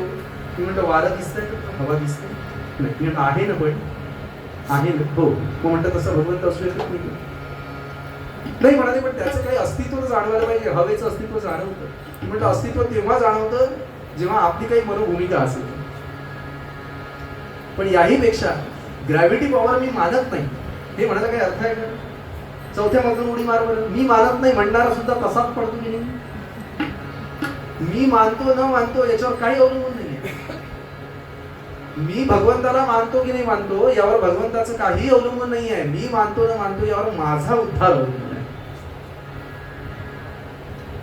मी मानला तर उद्धार, मी नाही मानला तर भगवंताला काही नाही. जो मेरे नाम पर मैं उसके काम पर, जो अपने काम पर तो मैं मेरे धाम पर. असा भगवंताचा सरळ न्याय, सरळ सरळ आहे. मला भगवंत नको, भगवंताला मी नको. मुद्दा चाललाय जेव्हा असा नास्तिक आपल्याशी बोलायला लागतो ना एखाद वेळेला तो प्रश्न असा विचारतो की त्याचं उत्तर आपल्यालाच देता येतं आणि मग आपली होती पंचायत. नाही हे बरोबर आहे, हे खरं आहे. नाही मी जरा विचार करून सांगतो. झालं असं म्हटल्यावर तो म्हणतो कसलं मग तुम्ही देवाचं करता, तुमच्या स्वतःचे कन्सेप्ट क्लिअर नाही पण कसलं सांगता. अजिबात त्यांना सांगायला जाऊ नये. हे मोठ्या संतांचं काम आहे. पण तरी संत मंडळी जोपर्यंत त्याची तळमळ जागी होत नाही तोपर्यंत कृपा करत नाही. जोपर्यंत त्याच्यामध्ये काही ठिणगी सुधारण्याची शक्यता नसेल तोपर्यंत संत ढुंकून बघत. काहीतरी त्याच्यामध्ये असली पाहिजे ते संतांना ओळखता येतं. आपल्यासारख्यांना काय कथा. मामा दांडेकर म्हणून होते. मामा दांडेकर एकदा त्यांची प्रवचनं झाली कुठेतरी सांगलीला वगैरे कुठेतरी प्रवचन होती. मोठ्या शहरात प्रवचन होती. 8 दिवस प्रवचन झाली आणि ब्रह्म म्हणजे काय, निर्गुण म्हणजे काय असं ते सगळं त्यांनी प्रतिपादन केलं. तर ते सगळं झालं आणि आता ते परत पुण्याला जाणार. तर त्यांची रेल्वे स्टेशनवर ते आले. तर बाकी मंडळी त्यांच्यासोबत होती. मामासाहेब दांडेकरांचा अधिकार मोठाच होता. ते बसले होते. आता रेल्वेची वाट बघतायत ते. तेवढाच एक मनुष्य तिथे आलेला. त्यांनी पाहिलं इकडे गर्दी दिसते, कोण आहे. अरे बापरे मोठे सर दिसतात ते कोणी कीर्तनकार वगैरे कोणी चांगले दिसतात. बघूया जरा भाऊ. अरे अच्छा हे आहेत का महाराज. 8 दिवस आमची बायको जात होती यांच्या प्रवचनात आणि घरी येऊन तेच प्रवचन आम्हाला सांगत होती. आमची बायको म्हणजे आकाशवाणी. ती तिकडून आली की इकडे कडाडणार. आता भेटलेच आहे म्हणायचं तर जाऊया म्हणून तो त्या फलाटापाशी आला आणि त्यांच्या बाकड्यापाशी येऊन उभा राहिला. मामासाहेब पाहत होते की रेल्वे आली का, वेळ झाली आहे अजूनपर्यंत आली नाही, अजूनपर्यंत पूर्वरंग संपला नाही. रेल्वे आली आहे का आली आहे. तेवढा तो माणूस काय म्हणतो, काय हो मामासाहेब नाही म्हणा ती ब्रह्मबिंब जी म्हणतात ती काय भानगड आहे जरा सांगा. आमची बायको सारखी ब्रह्म म्हणजे असं, ब्रह्म म्हणजे जसं निर्गुण काय हे काय असं काहीतरी सांगत होते. काय ब्रह्म म्हणजे भानगड काय आहे ती जरा थोडी सांगा. मामासाहेबांनी एकदा त्याच्याकडे पाहिलं असं आपाद मस्तक करत आणि तेवढा गाडी यायला लागली. तर मामासाहेब म्हणाले ते पाते ब्रह्म येत आहे, त्या ब्रह्मात मी बसणार आणि जाणार. कुंडली कट्टा किती त्यांनी अजिबात सांगायला गेले नाही ते की थांब तुला सांगतो बरं. नाही, जिज्ञासा नाही, तळमळ नाही, त्याला भगवंत किंवा संत काही सांगत नाही. तिथे आपण सांगायला गेलो नाही नामाचा प्रसार झाला पाहिजे. नाम, अरे बाबा तू तर नाम घे दादा, तू तर घे. तात्यासाहेबांचे चिरंजीव होते दिनू मामा, ते मालाडला तात्यासाहेब गेल्यानंतर पूर्ण मठाचा कारभार सांभाळतो. एकदा असं आले, एक माणूस तावातावाने आला, दिनू मामा मला तुमच्याशी बोलायचं, दिनू मामा मला तुमच्याशी बोलायचं. आला तो तावा आणि म्हणाला आता मला तुम्ही वेळ द्या, मला सगळं सांगायचं इथे काय चाललंय सध्या, सांगा म्हणे. दिनू मामा बसले, काय म्हणे भजनामध्ये लोक काय टाळावाज होतं, ते ठरलेच लोक टाळावाज होतं. आम्हाला काही भजनाची संधी मिळत नाही, आम्हाला काही हे मिळत नाही, ते मिळत नाही, जपाना आम्हाला ती जागा मिळत नाही, प्रत्येकाच्या जागा ठरलेल्या, आरक्षण झाल्यासारखं जर झालंय सगळ्यांचं. ही कसली लॉबी, जे इतकं चालू झालं त्यांनी अर्धा तास त्यांनी सांगितलं. दिनू मामा म्हणाले बरं मग तुम्ही काय बोलले की नाही. मी काय बोलणार म्हणे, मी काय बोलणार. बरं मी त्यांना सांगून पाहिलं म्हणाले तुमचं ऐकत नाही ते, मी सांग तुमचं ऐकत नाही ते, पण ते तसेच आहेत ते लोक. पाऊण तास झाला तेव्हा दिनू मामा म्हणाले मी एक सांगू का आपल्याला, सांगा मला सांगा म्हणाले. इतकं आता मी सगळी परिस्थिती वर्णन केली, ही असे प्रश्न आहेत, तसं झालंय ना असं झालंय. तर म्हणाले याबद्दल तुम्ही काही करू शकता का. नाही म्हणे मी काय करू शकतो, मी तुम्हाला सांगू शकतो. तर म्हणे मी काही करू शकतो असं तुम्हाला वाटतंय का. नाही ना म्हणे तुम्हाला इथं ते जमून राहिलं, तुम्ही सांगून पाहिलं माझ्यासमोर तरी त्या माणसाने ऐकलं नाही ना. मग दिनू मामा म्हणाले आता तर जप करू. कुंडली पाऊण तास तुम्ही मला हे सांगत राहिले, म्हणाले हे चांगलं नाही, ते चांगलं नाही, ते अरे पाऊण तास जप केला असता तर काहीतरी आपल्या मनाला शुद्धीकरणाचा मार्ग तर मिळाला असता. हे जाऊ द्या म्हणाले, ही जी व्यवस्था आहे ना ही राहील, बदलेल, आणखीन काहीतरी होईल, पण नामाने माझं जे अंतरंग शुद्ध व्हायचं आहे ते मला याची डोळा जर करायचं असेल तर क्षण दवडिता कामा नये. तेव्हा लक्षात घ्या असती नाम वैभव कथा. आमचे बुवा एका शब्दात याचं हे सांगायचं की आमची जी श्रद्धा आहे ना ती म्हणजे उद्बत्तीला जो अंगार लागतो ना तेवढी आहे. लक्षात घ्या आमची जी श्रद्धा आहे ती उद्बत्ती लावल्यानंतर जेवढा त्याला अग्नी असतो तेवढा आहे.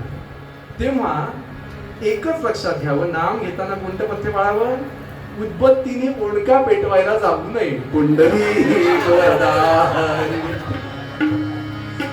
ओढका पेटेल की नाही जाऊ दे, आपली उद्बत्ती विझायची गरज नाही.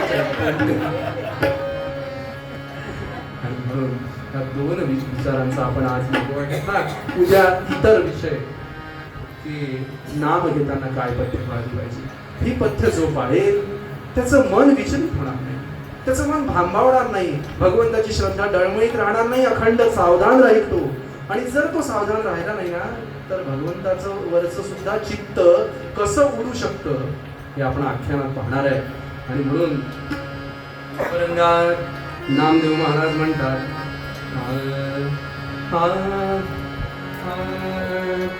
मन हे चंचल स्थिर लोहे करा, मन हे चंचल स्थिर लोहे करा, मन हे चंचल स्थिर लोहे करा, मन हे चंचल स्थिर लोहे करा, विषयाच्या स्वादा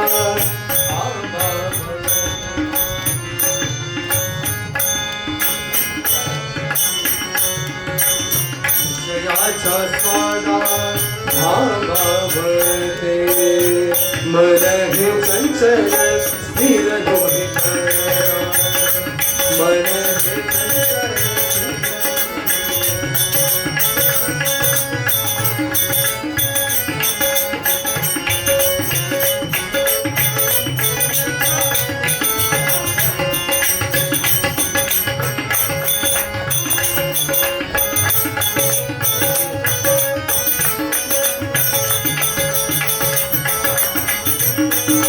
नक्की कोणता स्वर आहे एवढं चंचल माझं मन आणि स्वर झाले आहे.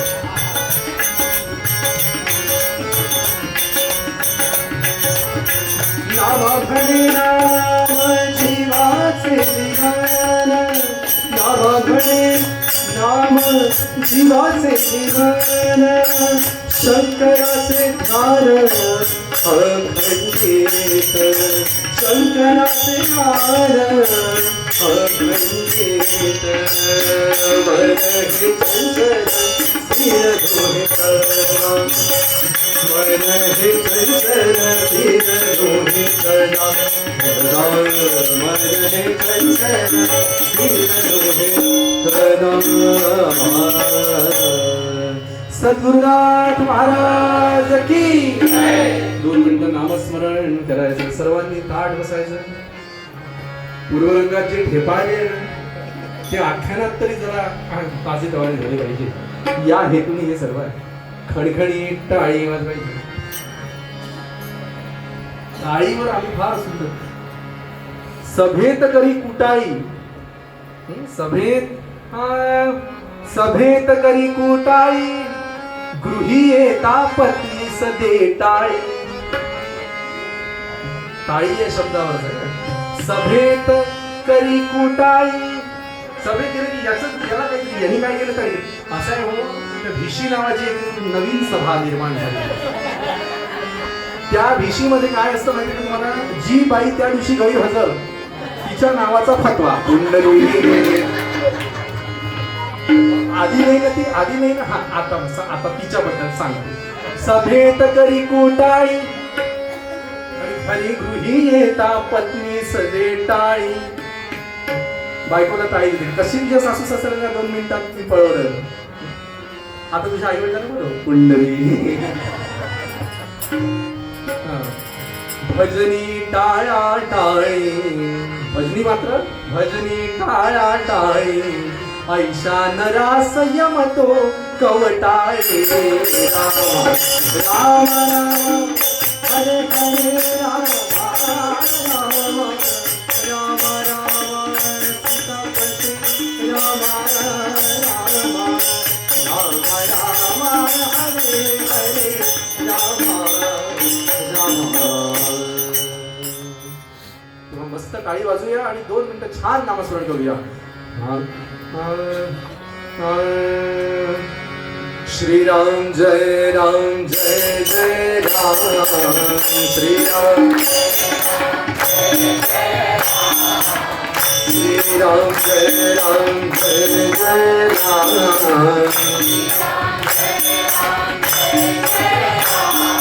श्री राम जय राम जय जय राम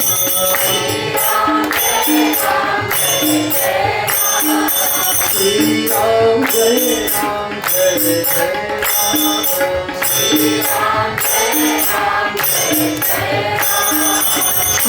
राम जय राम जय जय राम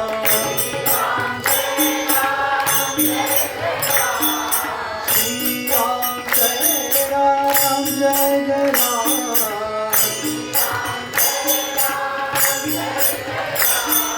श्री राम जय राम जय जय राम ओ श्री राम जय राम जय जय राम राम श्री राम जय राम जय जय राम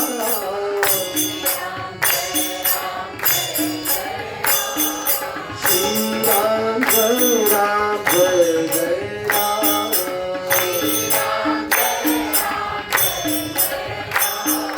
श्री राम जय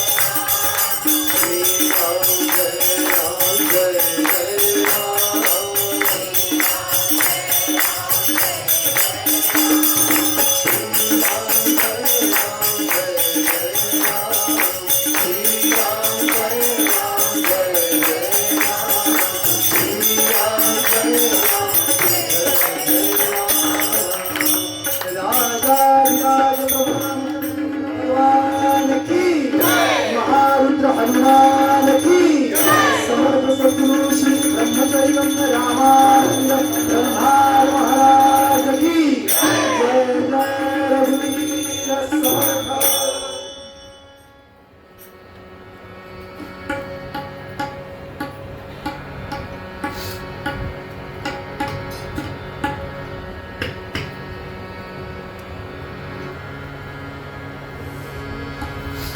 प्रभात झाले रवी उदेना, प्रभात झाले रवी उदेना, मावळले रजनी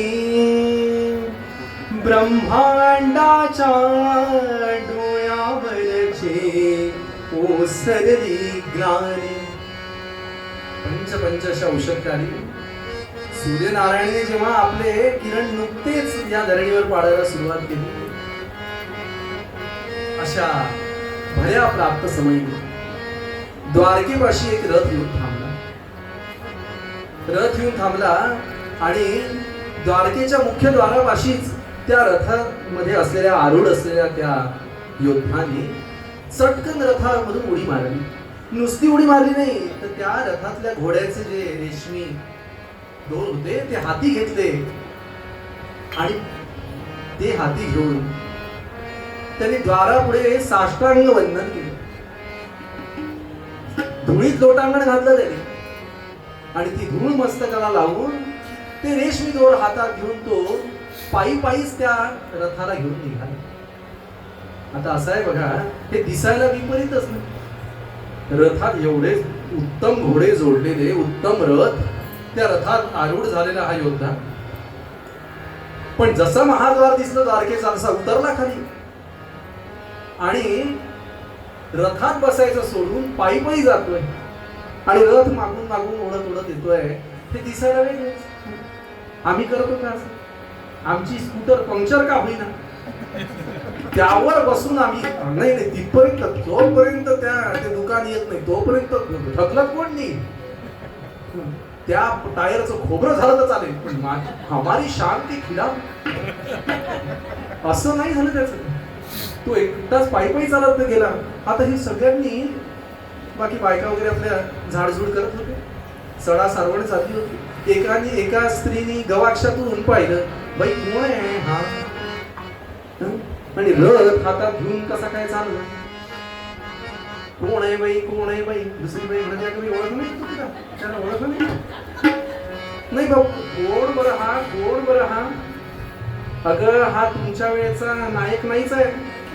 एक पोक्त स्त्री म्हणाली, 40 क्षमा करा, पोक्त स्त्री एवढंच आपण 40 पुढचा हा शब्द मी मागे घेतो। ती म्हणाली हा तुमच्या वेळेचा नायक नाही। नवीन मुलींना म्हणाली हा आमच्या वेळेचा हिरो आहे पुंडली। अच्छा कोण आहे हा? अगं हा अर्जुन आहे, तो आलाय। असं तो कशासाठी आला? म्हणाले कृष्णचंद्राच्या दर्शनासाठी आला असेल। आता युद्धाची तयारी सगळी सुरूच आहे, त्याच्यामुळे तो आला असेल कृष्णाला मदत मागायला आला असेल। ठीक आहे म्हणाले, चांगलं। आता हा अर्जुन हळूहळू त्या कृष्णाच्या सदनापर्यंत पोहोचला तर पाहिलं तर आणखीन एक रथ तिथे उभा होता। त्या रथावरची पताका अर्जुनाने ओळखली आणि जे संतापला म्हणता अर्जुन, कौरवांचा झेंडा होता। माझ्या आधी हा आला काय? कोण आहे तो सेवक? बाहेर आले सेवक पटकन। कोण आलंय, कोण माझ्या आधी सांग। एवढ्या पहाटे निघून, पहाटे 3 वाजता उठून, 4 वाजता एवढी गाडी चालून मी इथे आलो आणि मी फुगडी खेळणार. क्षमा करा, इकडचं ना, तिकडचं, इकडचं चालू.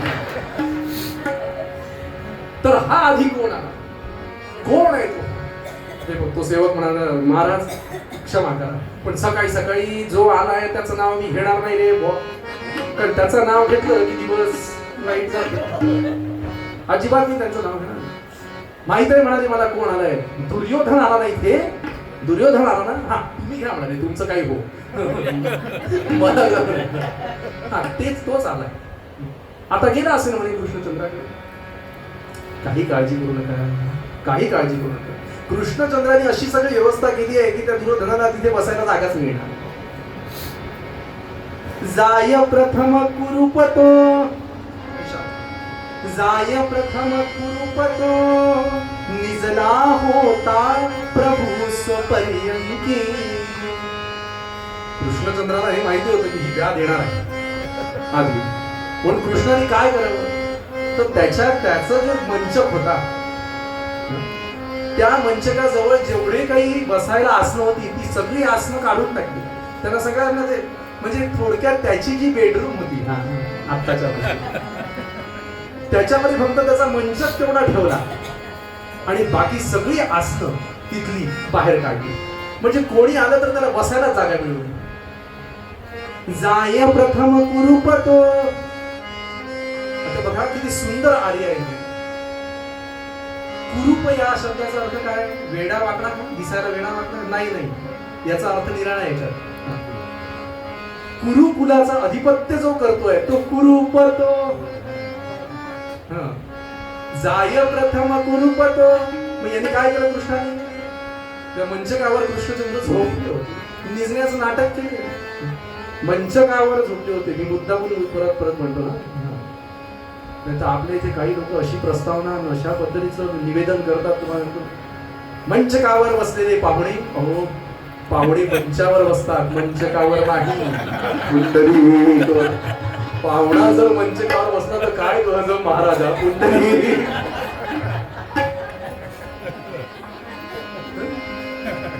आता श्रीकृष्णचंद्र झोपले, हा दुर्योधन गेला पहिले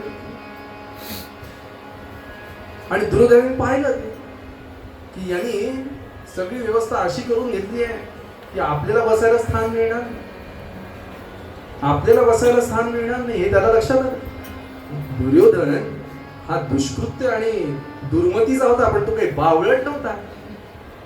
त्याच्या लक्षात आलं हे सगळं कृष्णचंद्राचा डाव. तो म्हणा हरकत नाही म्हणाली, पण मी पण इथून जाणार नाही, मी पण इथून हलणार नाही. मग बसावं तरी कुठे? इकडे तिकडे घुटमळायला लागलो. आता असं आहे, देव मंचकावर जरी झोपले होते तर त्यांचं मंचक म्हणजे काय 3x6चं कॉट नव्हतं. कुंडली चांगला बघा मोठा आडवा थोरला तो मंचक, चांगला मोठा पर्यंत होता. दुर्योधनाने विचार केला कुठं बसा, कुठं बसा. 2 जागा करायची. आता असं आहे म्हणाले, मध्ये बसलो यांनी हात हलवला तर झापड पडायची उलटी, मध्ये नको बसायला. मग पायाशी बसावं. आपण काय दास आहे का याची? त्या कृष्णचंद्राची दास आहे का? दासाने पायाशी बसावं. आपण राजे म्हणून तो डोक्याच्या बाजूने बसला. जाय प्रथम कुरुपतो, निजला होताची प्रभू पर्यंकी. आणि मग पुढे त्या ते स्मरून जावे. प्रभू कसा आहे? त्या ते स्मरून जावे, घेऊनिया स्वस्त शीश अरिहंती. राम राम राम हरे हरे राम राम राम राम सीतापते राम राम राम राम रघुत्तम राम राम राम राम हरे हरे राम राम.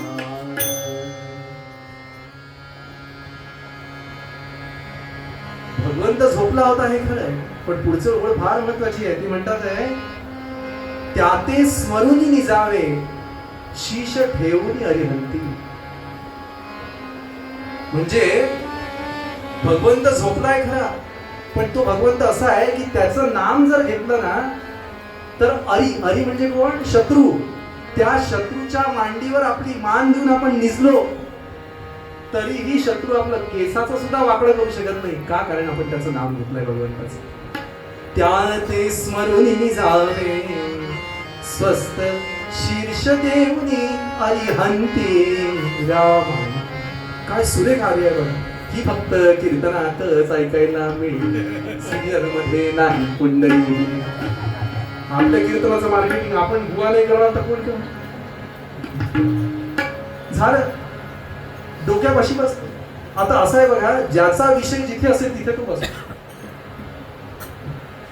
अर्जुन गेला त्या प्रासादामध्ये आणि प्रासादापाशी जसा तो गेला त्याने कृष्णचंद्राला पाहिलं. पहिल्यांदा त्याची नजर कुठे गेली?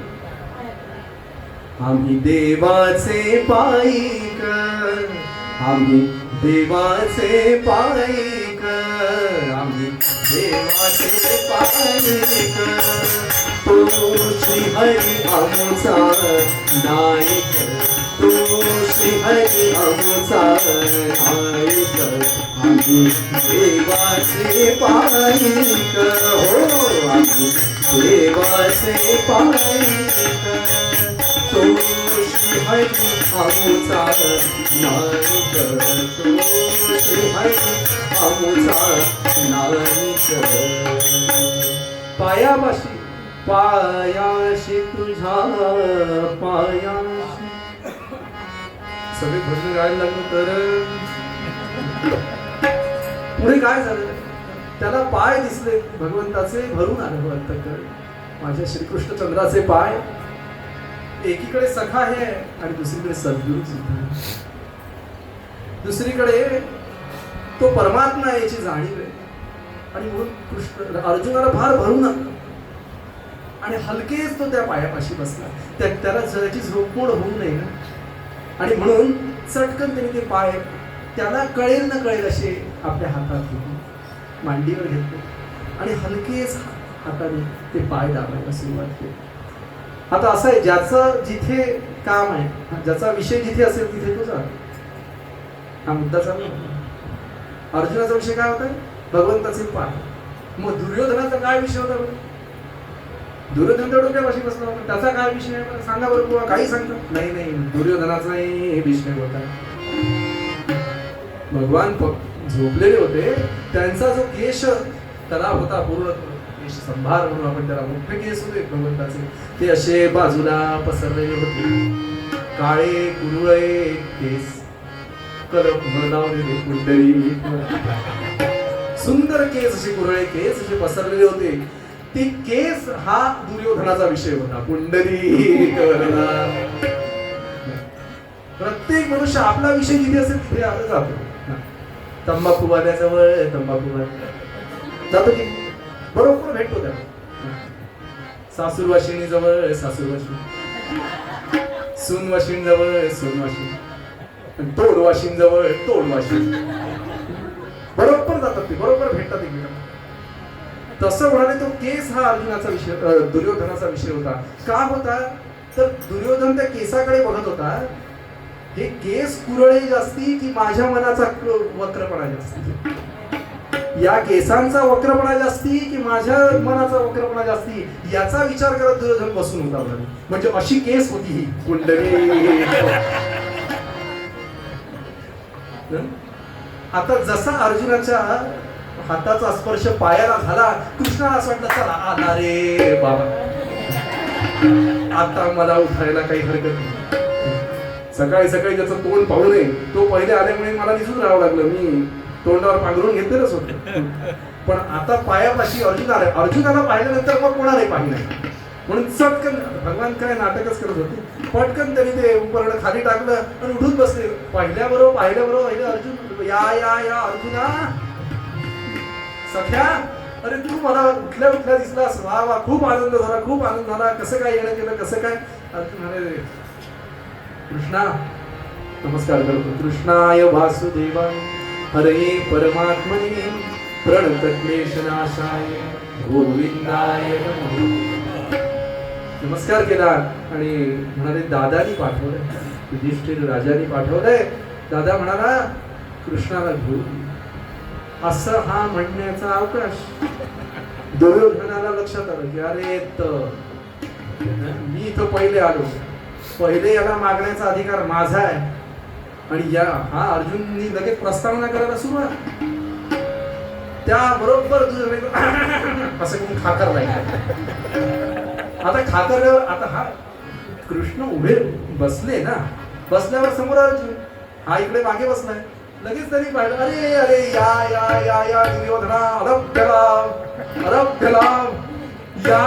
या करत कृष्णाने अशी बाहू पसरली मिठी मारायला. दुर्योधन नको असू दे, तुझी मिठी मला नको, आणि तुझा ह्या लाडी घोटे गाळ काय म्हणतात लाळ घोटेपणासारखं बोलणं तेही नको म्हणाले. मी फक्त यासाठी खाकरलो म्हणाले की न्यायाने वाढ, न्यायाने वाढ. काय न्यायाने वाढ? नाही म्हणाले मी आधी आलोय, युद्ध पुकारलेलंच आहे आम्ही. आता तसं जर पाहायला गेलं तर बलराम दादांकडून तुम्ही आमचे संबंधीच लागतात, आमचे नातेवाईकच लागतात. तर त्यामुळे आम्हाला तुम्ही मदत करायला या, म्हणजे भीक मागायला ना, याचना करायला जरा, पण तोरा असा मोठा न्यायाने वा गोष्ट म्हणाले. हे बघ दुर्योधना, न्यायाच्या गोष्टी तर तू करूच नको, पण तरीही जर मला न्यायाने वागायचं असं सांगायचं असेल तर असं बघ म्हणाले की एखाद्या घरी आपण पाहुणे म्हणून जातो. पाहुणे म्हणून गेल्यानंतर लहान पोरं येतात पटकन, काका आले काका आले काका आले. आपण काहीतरी खाऊ आणलं असतो, तो खाऊ आपण त्या पोरांना देतो आणि मग आपल्या मित्राला भेटतो, मोठ्यांना नंतर भेटतो. त्या मोठ्यांनी जर असं म्हटलं की थांबा, तो माझा मित्र आहे, पहिले तो खाऊ मी खाईन मग बाकीचे, तर ते शोभेल काय कुंडली. तसं म्हणाले आधी समजावे लहाना ते, पहिले लहानांना समजायचं असतं आणि मग मोठ्यांची भेट घ्यायची असते. असं या न्यायाने बघ ना जरा. आणि तुम्हा दोघांनाही मी एकच गोष्ट सांगतो म्हणाले, बलराम दादा आणि मी, आम्ही दोघांनी सल्ला मसलीतीने आमचे दोन भाग करून ठेवलेले आहेत. एका बाजूला सगळं माझं घोडदळ, सैन्यदळ, हत्तीदळ, पायदळ, सगळे शस्त्रास्त्र सगळे एका बाजूला, आणि दुसऱ्या बाजूला मी एकटा, दुसऱ्या बाजूला मी एकटा, असे दोन भाग मी करून ठेवले. आणि दुसरं म्हणजे मी अट घेणार, जो मला नेईल त्याला एक अट लागू असेल. कोणती? ना धरी शस्त्र, ना करी धरी शस्त्राते, ना करी धरी शस्त्राते, करणार नाही युद्धाचे, करणार नाही युद्धाचे. युक्तीच्या चार जगाते, सांगेल चार गोष्टीचे, सांगेल चार गोष्टीचे. ना करी धरी शस्त्राते, ना करी धरी शस्त्राते, करणार नाही युद्धाचे. मी असं ठरवलेलं आहे की मी हातात शस्त्र धरणार नाही, मी युद्ध करणार नाही. अगदीच वाटलं तर चार युक्तीच्या गोष्टी सांगेन. दुर्योधन म्हणाला, काय उपयोगाचा हा, काय उपयोगाचा हा हातात शस्त्र धरणार नाही, याचे सगळे घोडदळ पायदळ जे आहे ते दुसऱ्या भागात आहे, हा एकटा येणार, वरून शस्त्रही धरणार नाही, चार गोष्टी युक्तीच्या सांगेन. काय उपयोगाच्या त्या युक्तीच्या गोष्टी? आमच्या सैन्यात मेलेले लोकांचं पिठलं भात जेवायला येणार आहे का काय? हा कुंडली त्यासाठी येतोय का? अजिबात नको म्हणाले कृष्ण, अजिबात. काय मग दुर्योधना, काय हवं तुला? मला सैन्य हवं. तथास्तु.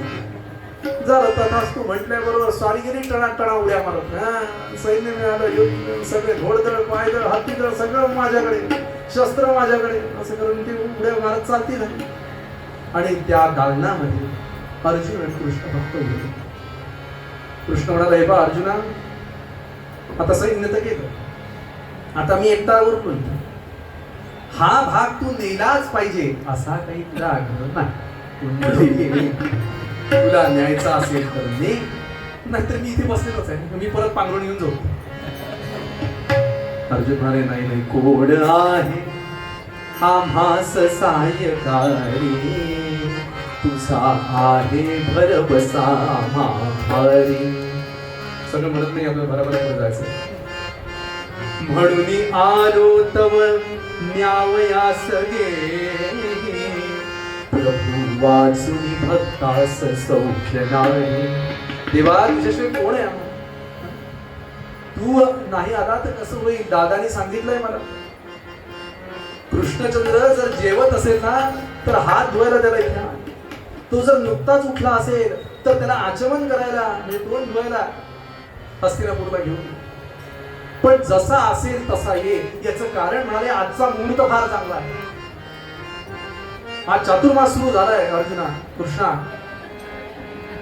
एकादशी आहे आणि नुसता चातुर्मास नाहीये कृष्णा. कृष्ण म्हणाले, नक्की काय मुहूर्त आहे बरं आजचा? अहो 23वा चातुर्मास आहे. काय सांगतो, काय सांगतो, एवढा मोठा मुहूर्त आहे. अरे वा, मग तर कसं काय करायचं? तुझी इच्छा काय सांग? काही नाही कृष्णा, माझा हात धर आणि चल सरळ हस्तिनापूर. हस्तिनापूर म्हणजे आत्ताची दिल्ली बरं का. त्या हस्तिनापुरात तेव्हापासून जे महाभारत सुरू झालं ते अजून संपायला काम. काय जंतर मंतर चाललाय कळत नाही, समजतच नाही. काय तिथे गेलं की भांडणच लागते. काही ये हा एकाचं तोंड पाहत नाही, तो पाहे करतो. हस्तिनापूर नाव हेच आहे त्याचं. मुद्दा चाललाय आत्ता, चल. अरे वा रे, अरे आपण युद्धाला चाललो.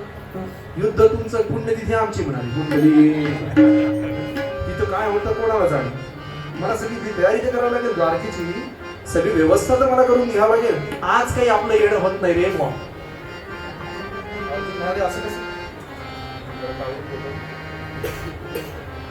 असं कसं मग असं जर झालं तर मुहूर्त कसं? मुहूर्त साधायचा कसा? कृष्ण म्हणाले, काळजी करू नको, 23वा चातुर्मासात मी आल्याशिवाय राहत नाही. मग काय करायचं म्हणाले? सांगतो ना म्हणाले काय करायचं. आता समजा म्हणाले, तो मुहूर्त साधायचा आहे आपल्याला आणि प्रवासाला निघणं शक्य नसेल, त्या दिवशी काम घरात काम आहे, तर काय करायचं? बॅग भरायची, कुंडली बॅग भरायची आणि ती बॅग आपल्या शेजाऱ्यांकडे नेऊन ठेवायची. म्हणजे निघाले प्रवासाला. मग दिवसभर आपली काय ती ऑफिसची काय ती कामं करायची आणि दुसऱ्या दिवशी सकाळी शेजाऱ्यांकडून बॅग घेऊन बस स्टँडवर जायचं. साधला मुहूर्त. कृष्ण नीती फार विलक्षण आहे. मग म्हणाले, अर्जुना काय करू? अर्जुन म्हणाला, काय करू? काही नाही, हा माझा शिरा घे आणि द्वारकेच्या बाहेर उद्धव राहतो. हा झाला उद्धवाचा उल्लेख. त्या उद्धवाला सांग, संध्याकाळी येतो मी तुझ्याकडे, रात्री तुझ्याचकडे मुक्काम करू, सकाळी पंचपंचविंशकाने निघू आपण. हरकत नाही. फार आनंद झाला अर्जुनाला. ते उपकरण घेतलं हातात आणि तो उद्धवाकडे गेला. उद्धवाने सकाळी संध्याकाळी सर्व फल आहाराची व्यवस्था केली. उपास होता, त्यामुळे छान केळीचा घड आणून ठेवला होता. मी इथलं वर्णन सांगत नाहीये. आजकाल काय होतं माहिती का, मी सांगत असतो पुराणात, लोकांना वाटतं इथलंच आहे वाटते काही, म्हणून मी आजकाल स्वयंपाकाची त्यातल्या पदार्थाची वर्णना केली, बंद केली. लोकांना वाटतं आतून येणार आहे का काय ताट? बरं, ती ताटही ठरलेली आहे, त्याची ओळख झाली आहे. पदार्थांची जाऊ द्या, ताट सगळ्यांच्या ओळखीची झाली आहेत. म्हणून मी पदार्थाचं वर्णन करण्याची भानगडीतच पडत. त्यांनी केळीचा घड काढून ठेवला होता, छान धारोष्ण दूध काढून ठेवलं होतं, असं सर्व. आणि तृणशय्या अंतर्भूत.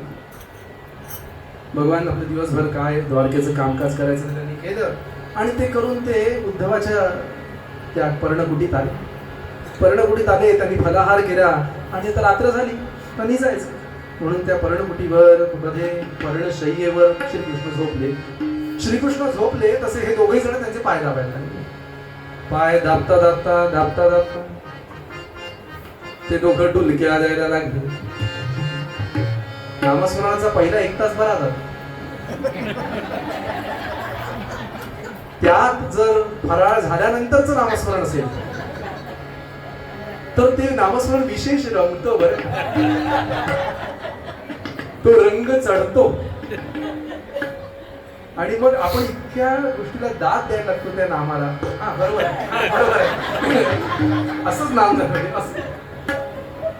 तर तसं पहिले पाय दाबणं व्यवस्थित होतं, नंतर डुलक्या यायला लागल्या. डुलक्या देता देता देता देता हळूहळू त्या उद्धवानी आणि अर्जुनानी त्या पायाचं केलं उस.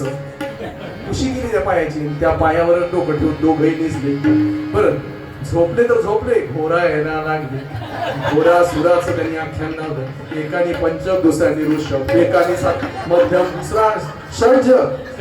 असं करत करत करत वरच्या षड्जापर्यंत त्यांची घोरण्याची मजल गेली आणि तिथे त्यांची जुगलबंदी सुरू झाली. इथे त्या कृष्णचंद्राला झोप येईना.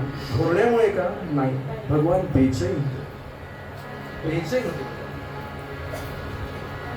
भय विकर यदुराज, यदुराज भय विकर यदुराज. तिनक तिन्ना तिनक तिन्ना भय विकर यदुराज, यदुराज भय विकर यदुराज. बड़ी चिंता भयो आज, बड़ी चिंता भयो आज भय विकर यदुराज, यदुराज भय विकर यदुराज. भगवान बेचैन होते. कीर्तनामध्ये सगळंच आहे बघा. हे झुला नावाचं पद आहे. लावलाय धिन धिन ना धिन धिन. यामध्ये झुल्यावर बसल्यासारखं वाटतं बघा, पाळण्यात बसल्यासारखं वाटतं. आकाश पाण्याची ज्यांनी भीती वाटते त्यांनी हे पण रोज म्हणत जा. निदान तो भीम तर घेतात कोणतरी. कीर्तनात सगळंच आहे, आकाश पाण्यात सुद्धा. भगवान बेचैन होते. का बेचैन होते? एवढं मोठं महाभारताचं युद्ध समोर असलेलं माझ्या अर्जुनाचं कसं व्हायचं, माझ्या पांडवांचं कसं व्हायचं, माझ्या द्रौपदीचं कसं व्हायचं या चिंतेने ते त्यांना डोळ्याला डोळा लागत नव्हता. आणि हे दोघं घोरतायत. थांबा, हे दोघं घोरतायत, तुम्ही नाही. असं आहे बघा, म्हातारा व्यक्ती खोकलत असेल तर नातू झोपल्याचा राग येतो. कुंडली म्हाताऱ्याला झोप नसते खोकल्यामुळे आणि नातू मात्र घोरतोय. आवडत नाही त्याला. तुम्हाला झोपा लागतं आमच्या खोकल्याने का आमचं काय होतंय कुणाच राग. ते म्हणाले अर्जुना उद्धवा उठा. काय झालं, सकाळ झाली का? सकाळ अरे सकाळ झालीच नाही. चैतन्य बुवाचं कीर्तन संपलंच नाही अजून, बराच अवकाश आहे म्हणाले. हा आणि वेळेतच कीर्तन संपणार आहे बरं. मग म्हणाले काय झालंय देवा? नाही म्हणाले मला कसं तरीच होते, मला कसं तरीच होते. कोणत्या स्वरात सांगावं हे कृष्णालाही समजेना. आपण आपला स्वर लागत नाही का सांगा. मला कसं तरी होते. कसं तरी होते म्हणजे नाही म्हणजे काय बरं वाटत नाही. नाही बरं वाटत नाही म्हणजे मला कसंच होतं, कसंच होतं. कसंच अरे कसंच होतं याला काय अर्थ? काय औषध वगैरे हवं काय काय नाही कसंच. आता मला सांगा, एखाद्या डॉक्टरकडे एखादा रोगी गेला आणि त्यांनी सांगितलं मला कसंच होत आहे कसं, आणि त्यांनी कसंच औषध दिलं तर दुसऱ्या दिवशी याचं कसंच होईल की नाही? याला काय अर्थ आहे कसंच होतं कसं होतं? आता अर्जुनाला कळलं ते. अर्जुन म्हणाले मला कळत आहे का कसं. अर्जुन हा मित्राच्या नात्याने बोलतोय. मला माहिती आहे तू का कसंच होत आहे. का का अर्जुना सांग रे का होत आहे मला असं. नाही म्हणाले तुझी राणी इथं नाही, तुझी बायको सोबत नाही म्हणून तुला कसंच होत आहे असं. अर्जुना मनकवडा आहे रे तू. मग जा ना घेऊन ये तिला. घेऊन अर्जुन गेला. आणि राण्यांच्या महालात गेल्यानंतर रुक्मिणीला घेऊन नाही आला तो. रुक्मिणी ही कृष्णाच्या अंतर्भूतच आहे, अंगीभूतच आहे. तो सत्यभामा मातोश्रींना घेऊन आला. सत्यभामा मातोश्रीला घेऊन आला आणि सत्यभामा मातोश्रीला आणल्यानंतर का बरं सत्यभामाला आणलं बरं? तर सत्यभामा ही युद्धाला उपयोगी पडणारी होती. कारण युद्धाला काय आवश्यक आहे? युद्धाला आवश्यक आहे सत्यम, सत्य आवश्यक आहे. आणि या सत्यभामेला खोटा आडेपणा जमत नाही, म्हणूनच त्या पारिजातकाच्या झाडावरून भांडण केली ती. तिला अजिबात खोटेपणा जमत नाही. आणि दुसरं भा म्हणजे तेज. तेज ज्याचं नाही तो काय युद्ध करेल? कपाळ. तेजस्विता पाहिजे, काहीतरी सामर्थ्य पाहिजे, म्हणून तिच्याकडे ते होतं भा. दुसरं मा म्हणजे पैसा. तो स्मयंतक मणी जो आहे, त्या स्मयंतक मणीतून सोनं निघायचं ना, तो स्मयंतक मणी हिच्याकडे होता. म्हणून सत्यभामेला बरोबर घेतलं आणि बरोबर घेऊन दुसऱ्या दिवशी उषटकाली रथामध्ये कृष्ण आणि सत्यभामा बसले. अर्जुन रथ हाकतोय आणि रथ निघाला. अर्ध्या रस्त्यापर्यंत रथ आला असेल आणि आकाशामध्ये तंबोरीची तार वाजली. नारायण नारायण नारायण नारायण नारायण नारायण नारायण नारायण. नाम तुझे अति पावन, नाम तुझे अति पावन. नारायण नारायण नारायण नारायण. नाम तुझे अति पावन. नारायण. तंबोरीची तार वाजली आकाशात आणि देवर्षी नारद नारायण नारायण म्हणत खाली खाली खाली बघायला लागले. अरे कोण दिसतंय? कोणाचा रथ बरं? कोणाचा रथ? रथावरचा ध्वज पाहिला. अरे हे आपल्याच पक्षातले दिसत आहे. कोण पक्षश्रेष्ठी आतमध्ये बसले हे बघा. आपण नाही का गाड्यांचा ताफा जायला लागलो तर कोण उद्धव ठाकरे का मंडळी? ज्यांचा ताफा मोठा त्याचं बाकी आता काही बोलत असतो तर म्हणाले नुसताच रथ दिसतोय, पक्षश्रेष्ठीचा झेंडा दिसतोय, कोण आहे? म्हणून देवर्षी नावात खाली खाली यायला लागलाय. नारायण नारायण नारायण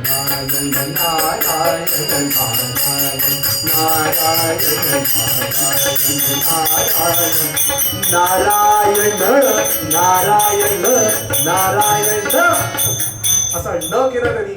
जो झंकार मारला त्या वेळेवर आणि नारदांची स्वारी मधोमध त्या रथाच्या समोर येऊन प्रगटली.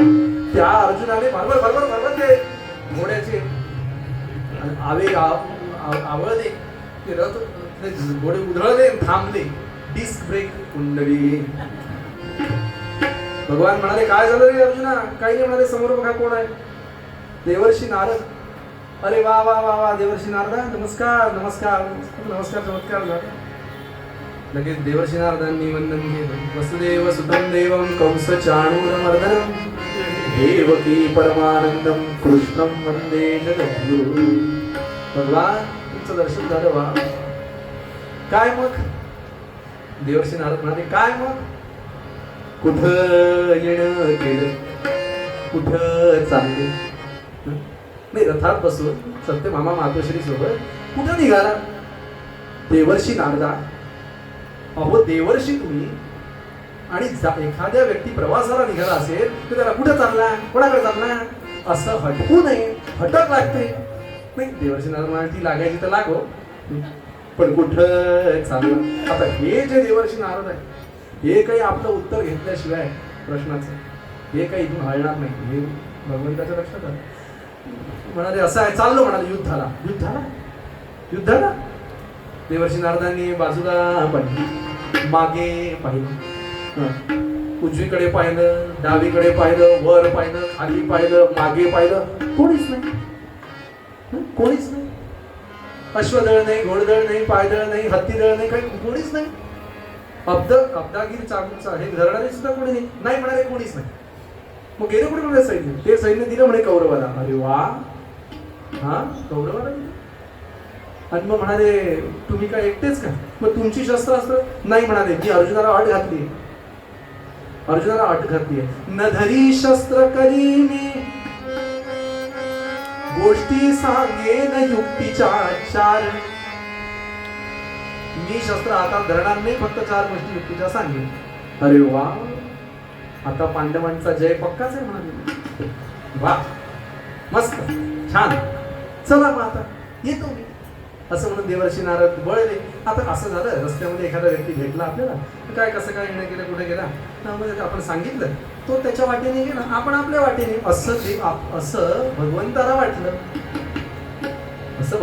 वाटलं, कृष्णाला वाटलं, या बातमीचा देवर्षी नारद काहीतरी उपयोग करून घेतील, असं काही त्यांना वाटलं नाही. इकडं देवर्षी नारद अंतर्धान पावले, ते एकदम हस्तिनापूरमध्ये युधिष्ठिराच्या समोर नारायण नारायण नारायण एकदम प्रगटले. वा वा वा वा, या या या या देवर्षी या. फार आनंद झाला तुम्हाला भेटून. अहो, रस्त्यात तुम्ही येताना तुम्हाला कृष्णचंद्र येताना दिसले का? अर्जुन गेलाय, कालपासून गेलाय. अर्जुन कालपासून गेलेला आहे, अजून आला नाही. कृष्णचंद्राला घ्यायला गेलाय, काही वाटेत दिसला का? देवर्षी म्हणाले, हो दिसला ना, अर्ध्या वाटेपर्यंत आले ती सारी, पण त्यांच्यासोबत सैन्य बिन्य काही नाही, घोडदळ पायदळ हत्तीदळ काही नाही. युधिष्ठिर म्हणाले, अच्छा नाही, हरकत नाही, सत्यभामा माऊली आहेत का सोबत? देवर्षींना लक्षात आलं यांनी मर्माचं विचारलं. सैन्य नसेल, नसो का म्हणजे, काही हरकत नाही, नको, शस्त्र वगैरे काही नाही, हरकत नाही, नको, सत्यभामा माऊली आहे बरोबर. देवर्षी नारदांना लक्षात आलं, या विहिरीचं पाणी जड आहे, तिथं काही आपली डाळ शिजणार नाही. म्हणून ज्या विहिरीचं पाणी हलकं आहे तिथं जाऊन आपण सांगावं, म्हणजे या बातमी अशा ठिकाणी जावं की ज्याला मर्माचं कळत नाही. आलं तुमच्या लक्षात? मर्माचं ज्याला कळत नाही त्याला सांगितलं की या बातमीचा गदारोळ होईल, अशा ठिकाणी जाऊन सांगावं म्हणाले.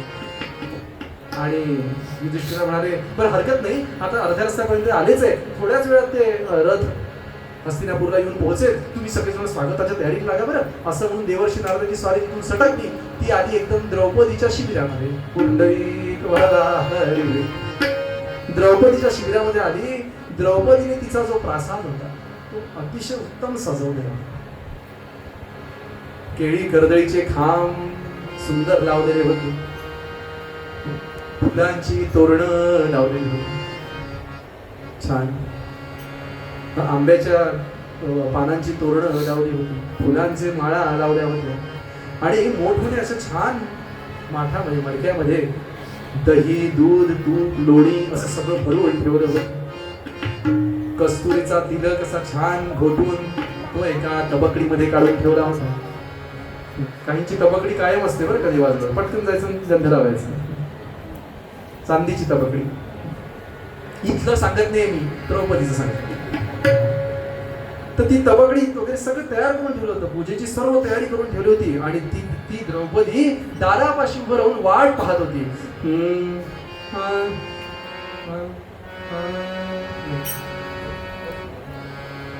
दारी उभे ते कृष्णा वारे, दारी उभे ते कृष्णा वारे, श्री हरि ते पाहे रामा, श्री हरि ते पाहे. प्रिय बंधू मम प्राण सखा तो, प्रिय बंधू मम प्राण सखा तो, अजून काल येई, अजून काल येई. द्वारी उभे ते कृष्णा वारे, द्वारी उभे ते कृष्णा वारे. दारापाशी ती उभी होती. देवर्षी नारद पाहिल्यावर अरे वा वा वा वा वा, काय अलभ्य लाभ देवा. आज देवऋषींचं पहिले स्वागत करायचं आणि मग देवांचं आवाहन असं करायचं आज. वा वा, या या या देवऋषी. फार सगळे करून देवऋषींना आसनावर बसवलं, देवर्षी नारदांना आसनावर बसवलंय, त्यांची पाद्यपूजा केली आहे. आणि मला देवर्षी नारदा कसे येणं केलं, कसे येणं केलं. देवर्षी म्हणाले वा वा द्रौपदी, अगं तू हा जो थाट मांडलाय ना ते पाहून मला असं वाटलं की क्षणभर मी गोकुळातच आलो की काय. आता ते गुवांचं सांगणं सुरू झालं. काय सुरे, काय तू ही व्यवस्था केली आहे, काय ती पूजेची व्यवस्था, वा वा वा वा वा. अगं तुझ्यासारखी बहीण पाहिली की मला असं वाटतं की तुझ्यासारखी बहीण आम्हालाही लाभली असती तर बरं. चहाच्या पाण्याला विचारणार नाही अशा 50 बहिणी असून काय उपयोगाच्या मंडळी. असं आहे आता बुवा मीठ मसाला लावणार तर तसा तुझ्यासारखी बहीण मला हवी होती असं मला वाटतं. पण काय कृष्णचंद्राचं प्रेम एवढं तुझं आहे, खरंच अजूनही तसंच आहे का. वा देवर्षी काय बोलताय, अहो काय बोलताय. राजसूय यज्ञी मजला श्री हरीने चतुर्भुज केले. महाराज काय सांगू, त्या कृष्णचंद्राचं माझ्यावर एवढं प्रेम आहे की माझ्या प्रत्येक जीवनाच्या प्रत्येक प्रसंगामध्ये त्या कृष्णाच्या साह्याशिवाय मी पुढेच गेले नसते, नवे मी उरलीच नसते. राजसूय यज्ञी मजला श्री हरीने चतुर्भुज केले.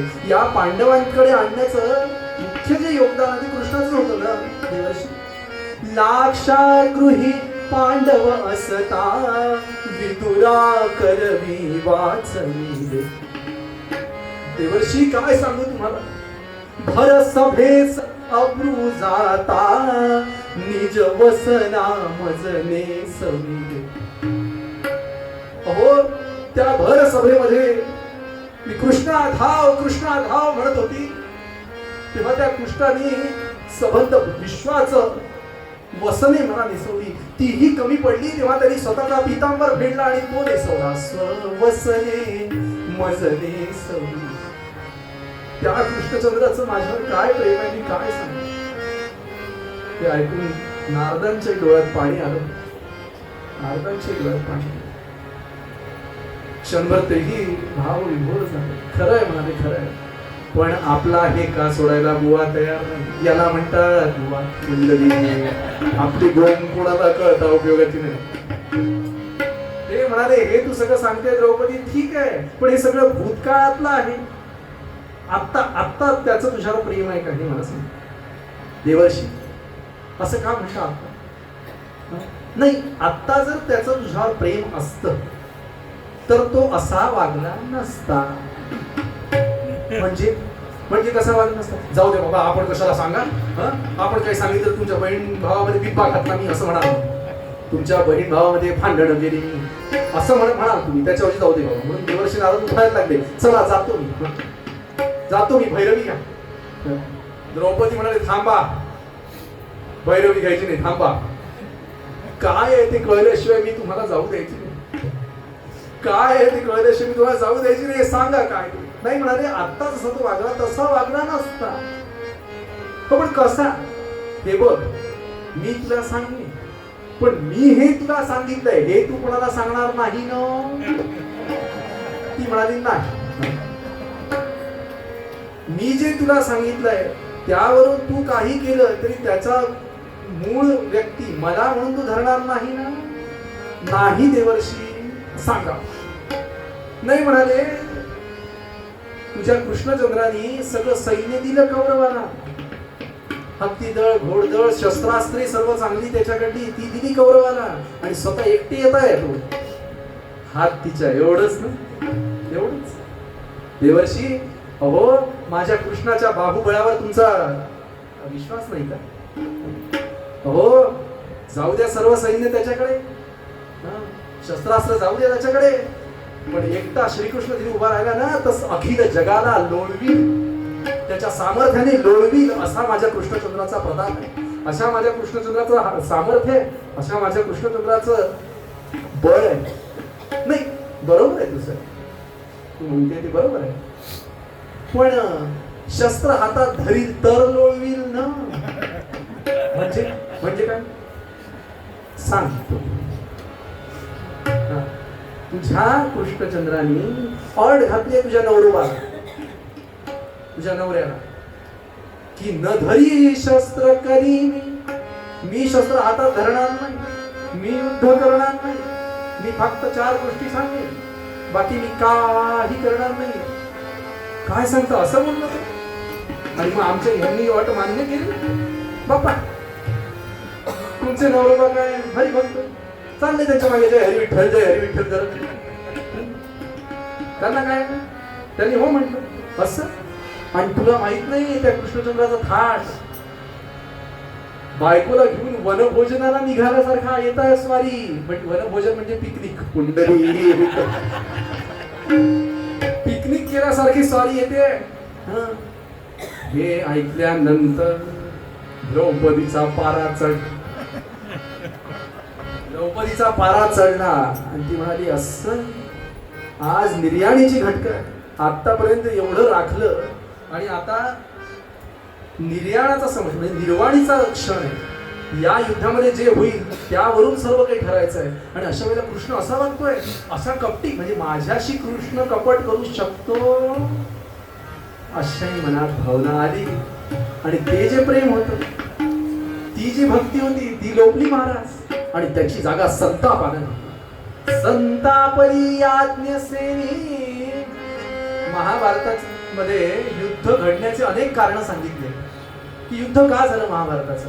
त्यातलं प्रमुख जर कारण काय असेल तर तो म्हणजे द्रौपदीचा संताप आहे महाराज. तिच्या संतापाने सगळं रामायण महाभारत घडलंय. ती भयंकर संतापली. इकडे देवर्षी म्हणाले चला येतो मी आता झालं माझं कामच झालं असं म्हणून देवर्षींनी नमस्कार केला आणि देवर्षींची स्वारी निघून गेली. ते निघून गेले आणि ही संताप थैथयाट झाला. तिचा अंगाचा तिळपापड झाला त्याचा. कृष्णचंद्र माझ्यासोबत असा वागतो असं म्हटल्याबरोबर तिने जे काही पातळ नेसलं होतं नऊवारी उत्तम ते काढून टाकून फेकलं. फाटकं धाबळ नेसलं. ते केळी कर्दईचे खांब लवंडून दिले आणि मडकी फडा फोडली. मडकं घरात फोडू नये किंवा फोडतात माहिती हिनं फोडली. आणि ते सगळे माळा होत्या पुस्करून टाकल्या सगळं आजूबाजूला टाकलं. ठाण ठाण ठाण ठाण करत द्रौपदी क्रोधागाराकडे निघून गेली. मला सांगा सावध पण नसलं की परमात्मा सुद्धा वैरी वाटायला लागते. हे जर वाटायचं नसेल तर भगवंताचं नाम किती चिकाटीने धरलं पाहिजे. जर भगवंताची श्रद्धा आढळपणे आपल्याला ठेवायची असेल तर तुम्हाला सांगतो काहीही करेल तर परमात्मा कल्याणाचंच करील. ही जी धारणा आहे ना ही संकटात सुद्धा तशीच सतेज राहिली पाहिजे. आणि म्हणून प्रल्हाद महाराज वारंवार म्हणत सावध पण हा परमार्थ आहे. सावध पण हा परमार्थ आहे. द्रौपदीला ती सावधानता राहिली नाही आणि तिचा तळपट तळाच. आणि म्हणून पूर्वरंगामध्ये नामदेव महाराज म्हणतात भैरवी गातोच मी पण द्रौपदीने पुढे काय केलं हे जर ऐकायचं असेल तर उद्या संध्याकाळी या. आणि जे लोक उद्या सकाळी जाणार आहे ते थांबा. कुंडली द्रौपदीला संतापी ठेवून जाऊ नका. तिचा राग शांत करण्याकरता तरी थांबा. असा एक निवेदन करून विनंती करून ठेवतो. सगळ्यांनी उद्या या. उद्या पाहूया आपण काय होतं. मूळ मुद्दा चाललाय. नामदेव महाराज म्हणतात हो ते नाम जे आहे ते तुम्ही घट्ट धरून ठेवा. बरं त्या नामाला धरून ठेवा. यज्ञ याग सध्याच्या काळात कठीण आहे पण हे नाम हा उपाय असा आहे की तो उपाय केल्यानंतर आपली सावधानता टिकते. अंतःकरणातली भक्ती कोणत्याही प्रसंगाने हलत नाही ओसरून जात नाही. द्रौपदीचं हे आख्यान गोड आहे खरं पण ते शिकवतं आपल्याला हे मन हे चंचल स्थिर लोहिता. मन हे चंचल स्थिर लोहिता. मन हे चंचल स्थिर लोहिता. विषयाचा स्वादा स्वादा स्वादा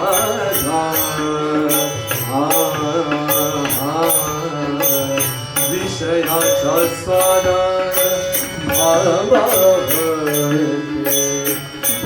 भावावते.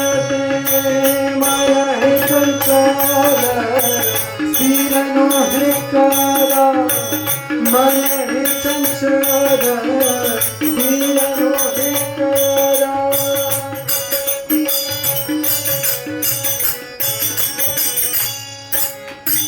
नाम म्हणे नाम जीवाचे जीवान नाम म्हणे नाम जीवाचे जीवान शंकराचे भार भार अखंडित मन हे चंचल स्थिर नोहे करा मन हे चंचल स्थिर नोहे करा स्थिर नोहे करा स्थिर नोहे करा बोला श्री राम जय जय राम श्री राम जय